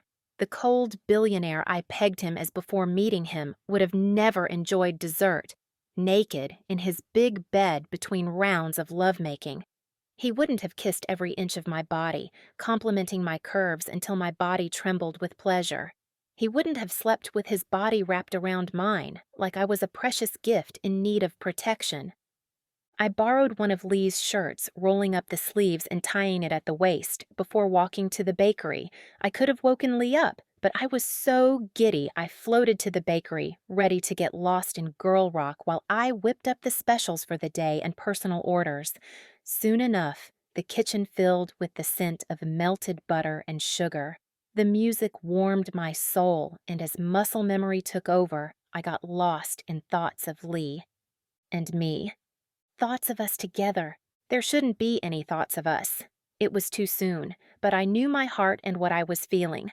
I was in love with a man I should hate. It hadn't even been a week, yet the way I felt when he was around, the way my heart swelled, and how much I missed him when he wasn't, were all clear signs that I had fallen. Hard. A problem for another day, I told myself and filled the ovens, desperately trying to clear my mind of thoughts of Lee. 2 hours later, more than half of the display cases were filled. I wore a fine sheen of sweat along my hairline, and I'd moved on from girl rock to musicals. Well, I guess it went somewhat well yesterday. Tori's voice sounded the moment the music stopped, and I jumped back and let out a scream loud enough to make my dough fall. "Girl, you scared the crap out of me. Don't do that." "Sorry," she replied in a tone that wasn't at all apologetic. "What are you doing here so early?" She didn't usually come to work until the shop opened. "There are 2 reasons I'm here, one of which is actual business." She took a seat on the stool along the wall for just that purpose. "How are the orders coming along for Christmas Eve?" "Fine," I answered without looking up. "I've been baking up a storm all morning. We have enough to last us through the lunch rush, and I have dough proofing in the fridge. Cookie dough chilling, and several big batches of muffin batter, lemon, blueberry, banana nut, cranberry orange, and one more, also in the fridge." "What?" "Nothing. You've gotten a lot done, which only begs the question, are you fueled by good sex or are you anger baking?" I wasn't ready to answer yet, so I sidestepped the question. How was it hanging out with Mac? Tori's smile was wide and bright. "Awesome. He's beautiful and funny and charming, and he's leaving right after the new year to go back on tour. He's only here now because he didn't want Lee to be alone." She took a deep breath after that run-on sentence and smiled. "And now back to you. Tell me everything." I wasn't ready to voice my feelings out loud, but Tori was persistent, and I did need someone to talk to about it. "I think I'm in love with him." "No, wait, that's not right. I'm in love with him, and I know that's ridiculous and that it is entirely too soon and it can't last. Most of all, I know that it's going to hurt like hell when it's over, but I can't back away. I don't want to. I really wanted to feel this and enjoy it, however long it lasted." Tori was silent for a long time, tapping her chin and watching me until it became too much, and I turned back to what I did best, baking. "You know what? I think this might be a good thing." "Because you're in love with love?" "Well, yeah, but that's not what I mean." She rolled her eyes. "I've known you since the 4th grade, and even in high school when the rest of us swooned over guys, you never got too worked up about them. Even in college, you never sounded excited about the guys you dated. But now, you seem happy and excited, almost giddy over Lee." "I am giddy, but I'm also worried that I'm fooling myself." "I don't think you are. Honestly, with the way he was looking at you yesterday, you might be able to bang him into forgetting about the resort."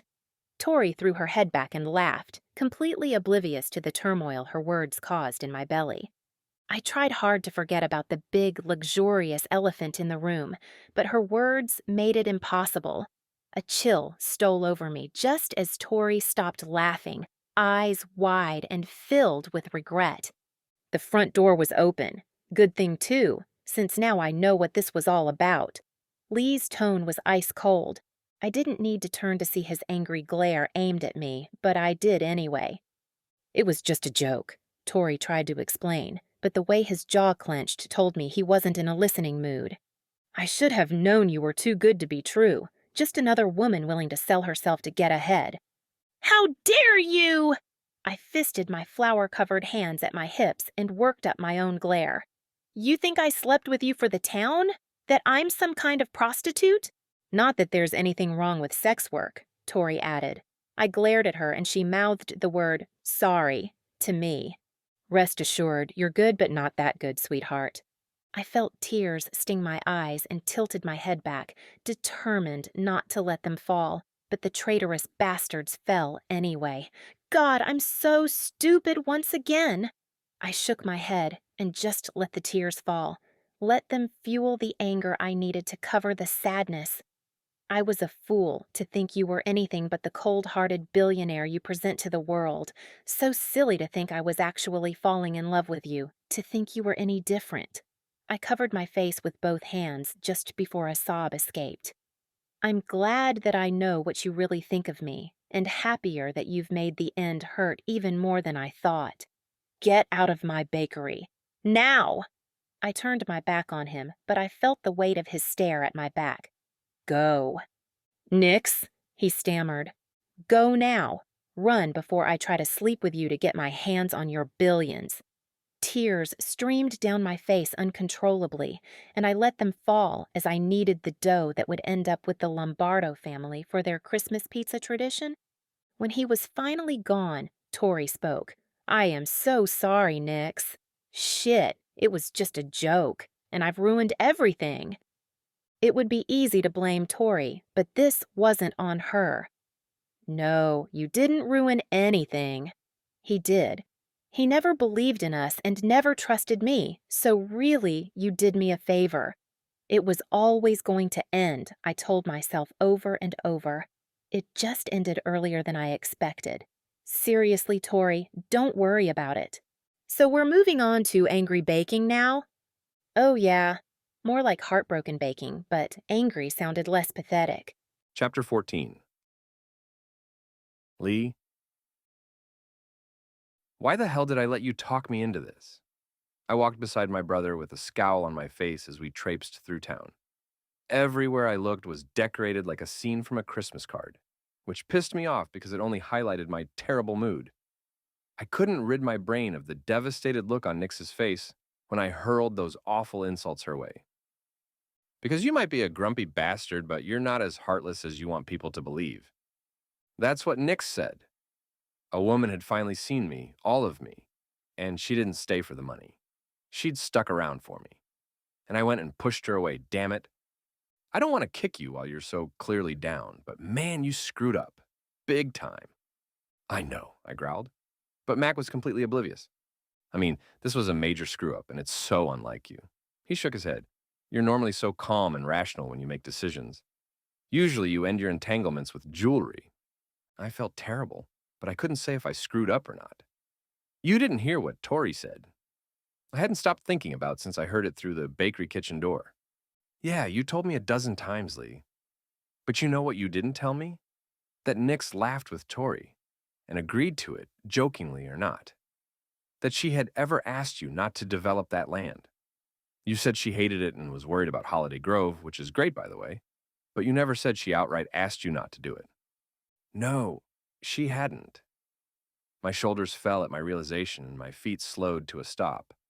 But how will I ever know the truth? Easy. Every day that she doesn't ask for your money.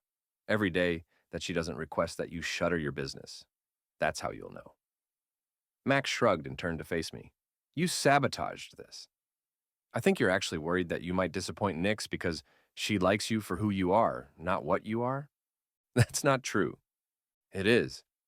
Maybe you don't dislike the vapid airheads and gold diggers as much as you pretend to. You're afraid to be with a woman who challenges you. Who has ulterior motives? Why was he forgetting that part? You can prove it, right? I can't, obviously. That's what had me in such a foul mood. Well, that and Nix's words, actually falling in love with you. She said she was falling in love with me, but I can't unhear what Tori said, which was unfortunate because I missed her like crazy. The heart wants what the heart wants, Max said with a level of wisdom I didn't often associate with my little brother.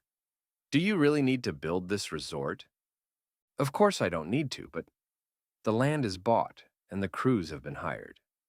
It's moving forward like a freight train. Then why not reconsider it? Or at the very least, reconsider your plans for the resort now that you have more information. He was right, and I had no response to that, so I remained silent. Hey, Mac! Tori stopped in front of us, smiling at my brother before she sent me an angry glare. Who'd you piss off to end up on dickhead duty? Mac laughed. Nature, I guess, since the dickhead is my brother. She rolled her eyes and then sent Mac a look of pity. I guess that's why you got to be a handsome rock star. Just handsome? Her lips twitched playfully. Your ego is big enough. You don't need me to add to it. But you have all of my albums, so that ship has sailed. Go on, stroke the ego a little bit, Tor. Tor? What the hell is going on here? Her smile vanished, and she glared at me. I can't believe you broke her heart, you asshole. She let out what sounded like a growl and shoved me. I went to bat for you. I told her to go for it, and she did, and she fell for you, and you proved me wrong. I took a step back because she seemed like she was about to explode. Tori, I began, but her nostrils flared, and I snapped my mouth shut. No, you don't get to say anything. You, Lead Lancaster, are a world-class jerk. You took a joke about orgasms and broke my friend, and I really hate you right now. A lot. She smiled at Mac. See you around, superstar. Can I still come for Christmas?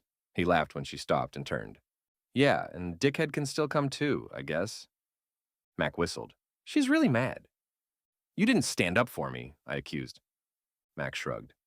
I heard your side and her side, which matched yours, but was a bit more complete with the context you apparently didn't hear. And I'm on your side, Lee. I just think the best thing for you is Nyx. You don't even know her.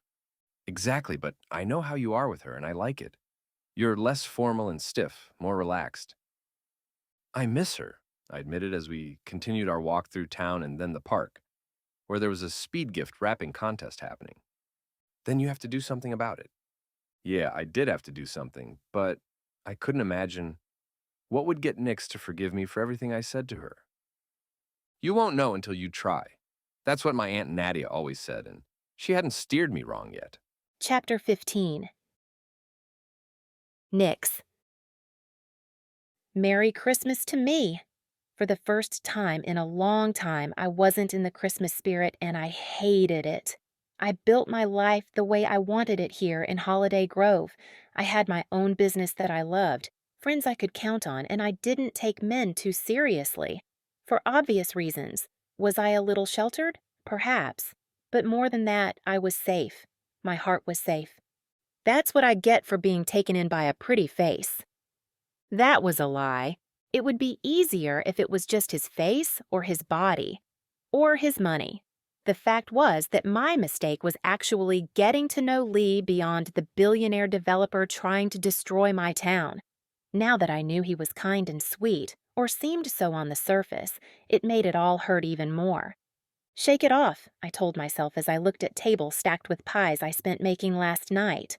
There was enough pie to feed half of Holiday Grove, which was perfect since I was hosting today's meal. There was ham still roasting in the oven, enough mashed potatoes to feed the entire state, and enough mac and cheese to last until spring. Tori and the other guests would bring the rest, which meant I wouldn't be alone today. Thank goodness. I hadn't heard from my brother at all, so chances were slim he would make a surprise appearance for the hot cocoa and snowman building contest or Christmas dinner, as long as you're safe. Since nothing else was going my way, I just hoped the universe would work hard to keep my brother safe. Satisfied that I'd sent the good vibes up into the world, I painted my lips red as if that would keep my phony smile in place, donned my matching coat, and made my way to the park.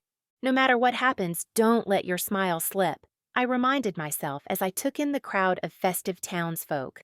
Holiday Grove was a small town, and everyone was always in everyone else's business, and if there was even a hint of sadness or heartache, I wouldn't have any peace to mourn on my own. Thankfully, Tori was already at the park with the hot cocoa letting off steam in paper cups next to small plates stacked with cookies, cupcakes, and chocolates. "Nix, you're here!" She wrapped me in a hug and whispered in my ear. "I would have understood if you stayed home." I pulled back and frowned. Why would I stay home? This is my town, and I'm the one who promised we'd man the refreshments on Christmas morning. I'm fine. I ignored her concerned looks and kept the dessert plates stocked. "Well, well, look who we have here." The voice was a familiar one, but I hadn't seen her in far too many years. "Rob, what are you doing here?" Robin was a famous model, probably the most famous person to come out of Holiday Grove, and we'd grown up together. She flashed her $1,000,000 smile and shrugged. "Missing my friends and family. Heartache. Being too old to work at the ripe old age of 25. Take your pick." Sensing she needed as much comfort as I did, I rounded the table and wrapped her in a hug. "Sorry for the reason you're here, but it's so good to see your beautiful face." "It's good to be here. Mind if I crash your dinner tonight? I'm not ready to see my folks just yet." "Absolutely. You can even have the guest room for as long as you need it." "Thank you, Nix." "Not necessary. How about a cookie, or is it too soon?" Her perfectly sculpted brows shot up. "Got any brownies?" "Make that 3 brownies." Another familiar face appeared in my view, and I gasped at the sight of another lifelong friend. "Kayla, or should I call you Dr. Stevens now?" Her cheeks blushed a bright shade of pink. "You finally can." I finished my residency and passed my boards, so I'm officially Dr. Stevens. A round of excited squeals went around, followed by a round of hugs and congratulations. "I'm so happy to see you ladies." This was a bright spot in an otherwise bleak holiday season. "You came at just the right time." Both women sent me confused looks, but it was Tori who filled them in on my ill-fated romance. "And now you're all caught up." I rolled my eyes. "She forgot to mention that she's friends with Lancaster, the rock star." "Wow," Rob grinned. "A billionaire and a rock star? Maybe moving back home won't be so bad after all." She grabbed me by the shoulders. Her jade green eyes studied me carefully. "So you're one of those women who looks absolutely stunning during heartbreak? Flawless skin, clear eyes, and this glow that just screams, 'Look at me, it's truly unfair.'" "Says the perfect genetic specimen," I groaned and waved off her compliment. "Yeah, well, look where that got me. Right back where I started." She smiled, but it didn't reach her eyes. "And where everyone adores you. Welcome home, to both of you." It would be nice to have the whole gang together again. More friends meant more activities, more girls' nights, and a lot less free time to obsess about something that wasn't to be. More than an hour later, the winners of the snowman building contest were announced, and less than 10 minutes later, the park was mostly empty. Thank goodness. I'd had about all I could take of my phony smile and holiday cheer. I had about an hour to be miserable and grouchy while I packed up the tent, cocoa dispensers, cups, and the few leftover sweet treats, and returned them all to the bakery. Torre grabbed the plastic containers with a grunt. "If I help, we'll be done in half the time." "Nope. You have plenty to do before you head to my house. I got this." She flashed me a look of sympathy that I hated but accepted. "You sure?" "Yep. See you soon." I packed up the cart and pushed it through the park until I arrived at the bakery. I took my time putting everything away, wiping down countertops and tables, and making sure everything was prepped for tomorrow. The quiet inside the bakery was addictive, and I spent more time there than I should have before my alarm sounded a reminder that I had guests arriving at my house any minute now. I locked up the bakery and tracked a path back through the park to my car where I found Lee waiting for me. And damn it, he looked gorgeous and casual in jeans and a pea coat and a couple days of scruff. "Lee, how can I help you?" He sighed heavily, a look of disappointment on his beautiful face. "I was hoping that we could talk." I shook my head as the urge to cry welled up inside of me. "I don't think we have anything to talk about." Lee took a step forward and I took a step back. Nix, please. Oh, there you are. Tori, my best friend in the whole world, arrived just in time. What are you still doing here? She turned and noticed Lee, saying something to him that I couldn't hear, mostly because I made a quick getaway, slipping behind the steering wheel and hightailing it out before his wicked smile could convince me to hear him out. There was no reason. There was nothing to talk about. I repeated those 6 words over and over on the drive home until I believed it. A quick look in the rearview mirror put a smile on my face. Tori was giving Lee a good talking to, which he totally deserved. Doesn't matter, it's old news. He tried and he failed. Mission over. I had to my game face back on, ready to greet my friends and fill our bellies with incredible food and plenty of wine. Chapter 16. Lee!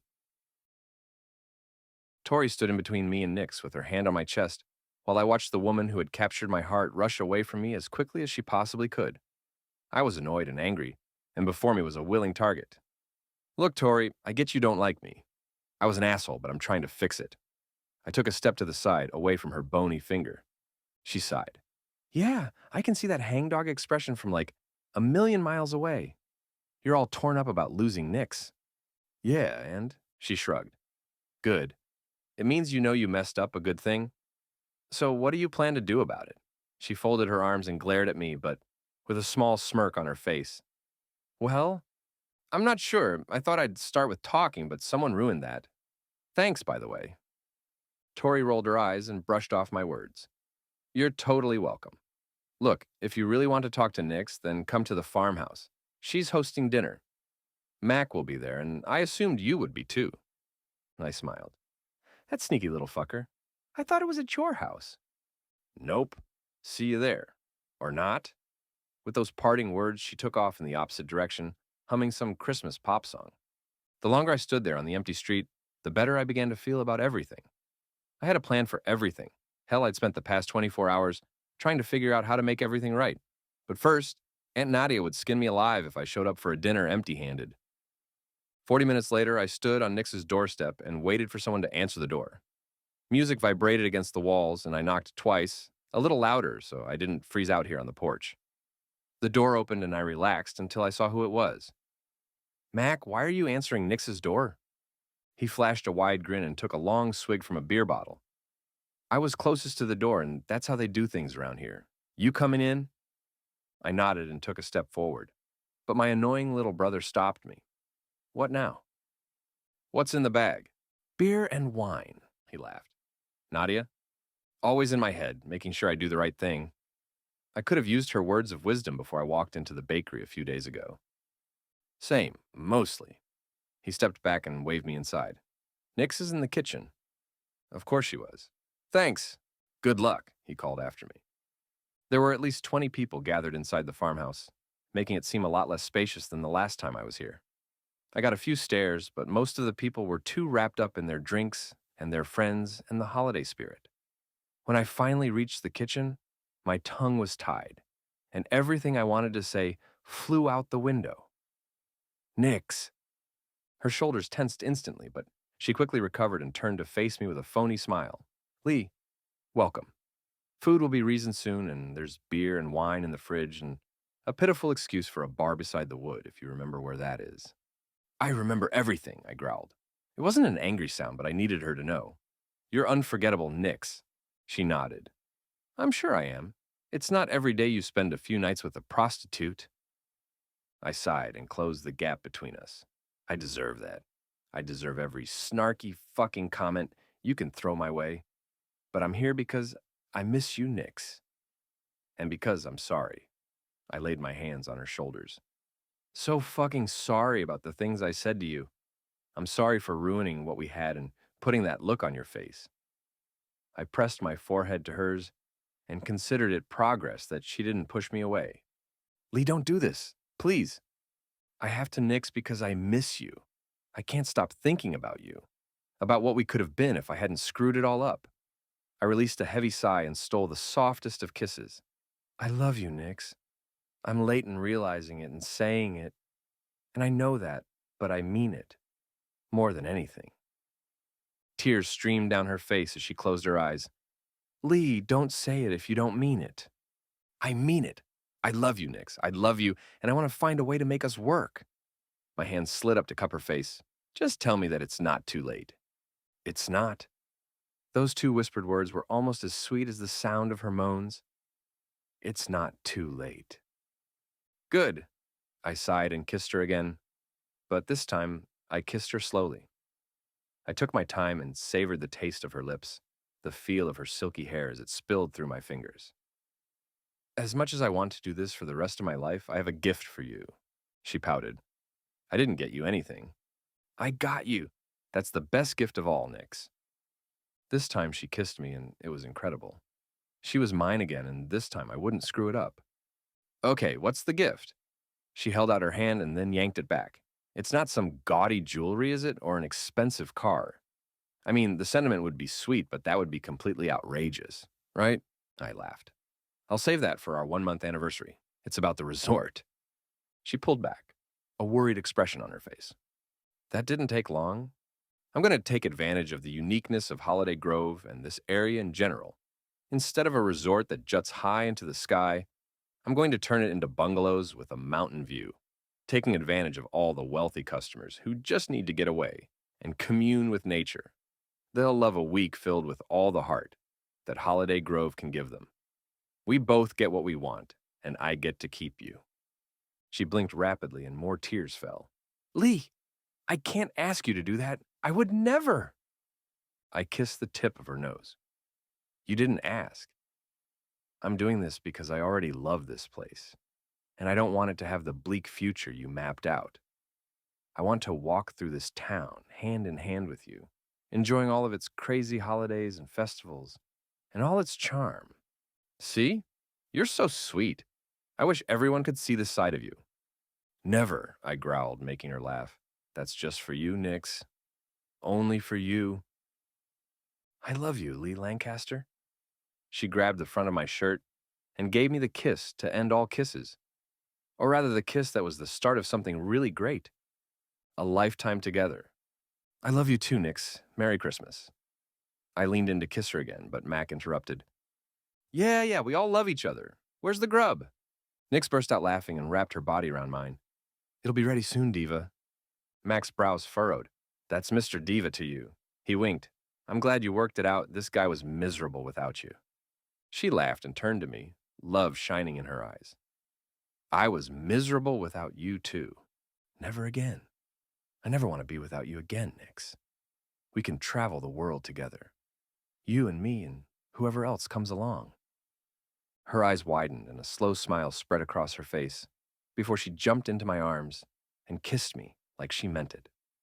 Eventually, she pulled back with slick, puffy lips and heavy lids. Merry Christmas, Lee. Merry Christmas. More like the best Christmas ever. The end. Thank you for listening. If you enjoy free audiobooks, consider subscribing for more free stories. If you enjoyed this channel's content, please like and share this video with other readers.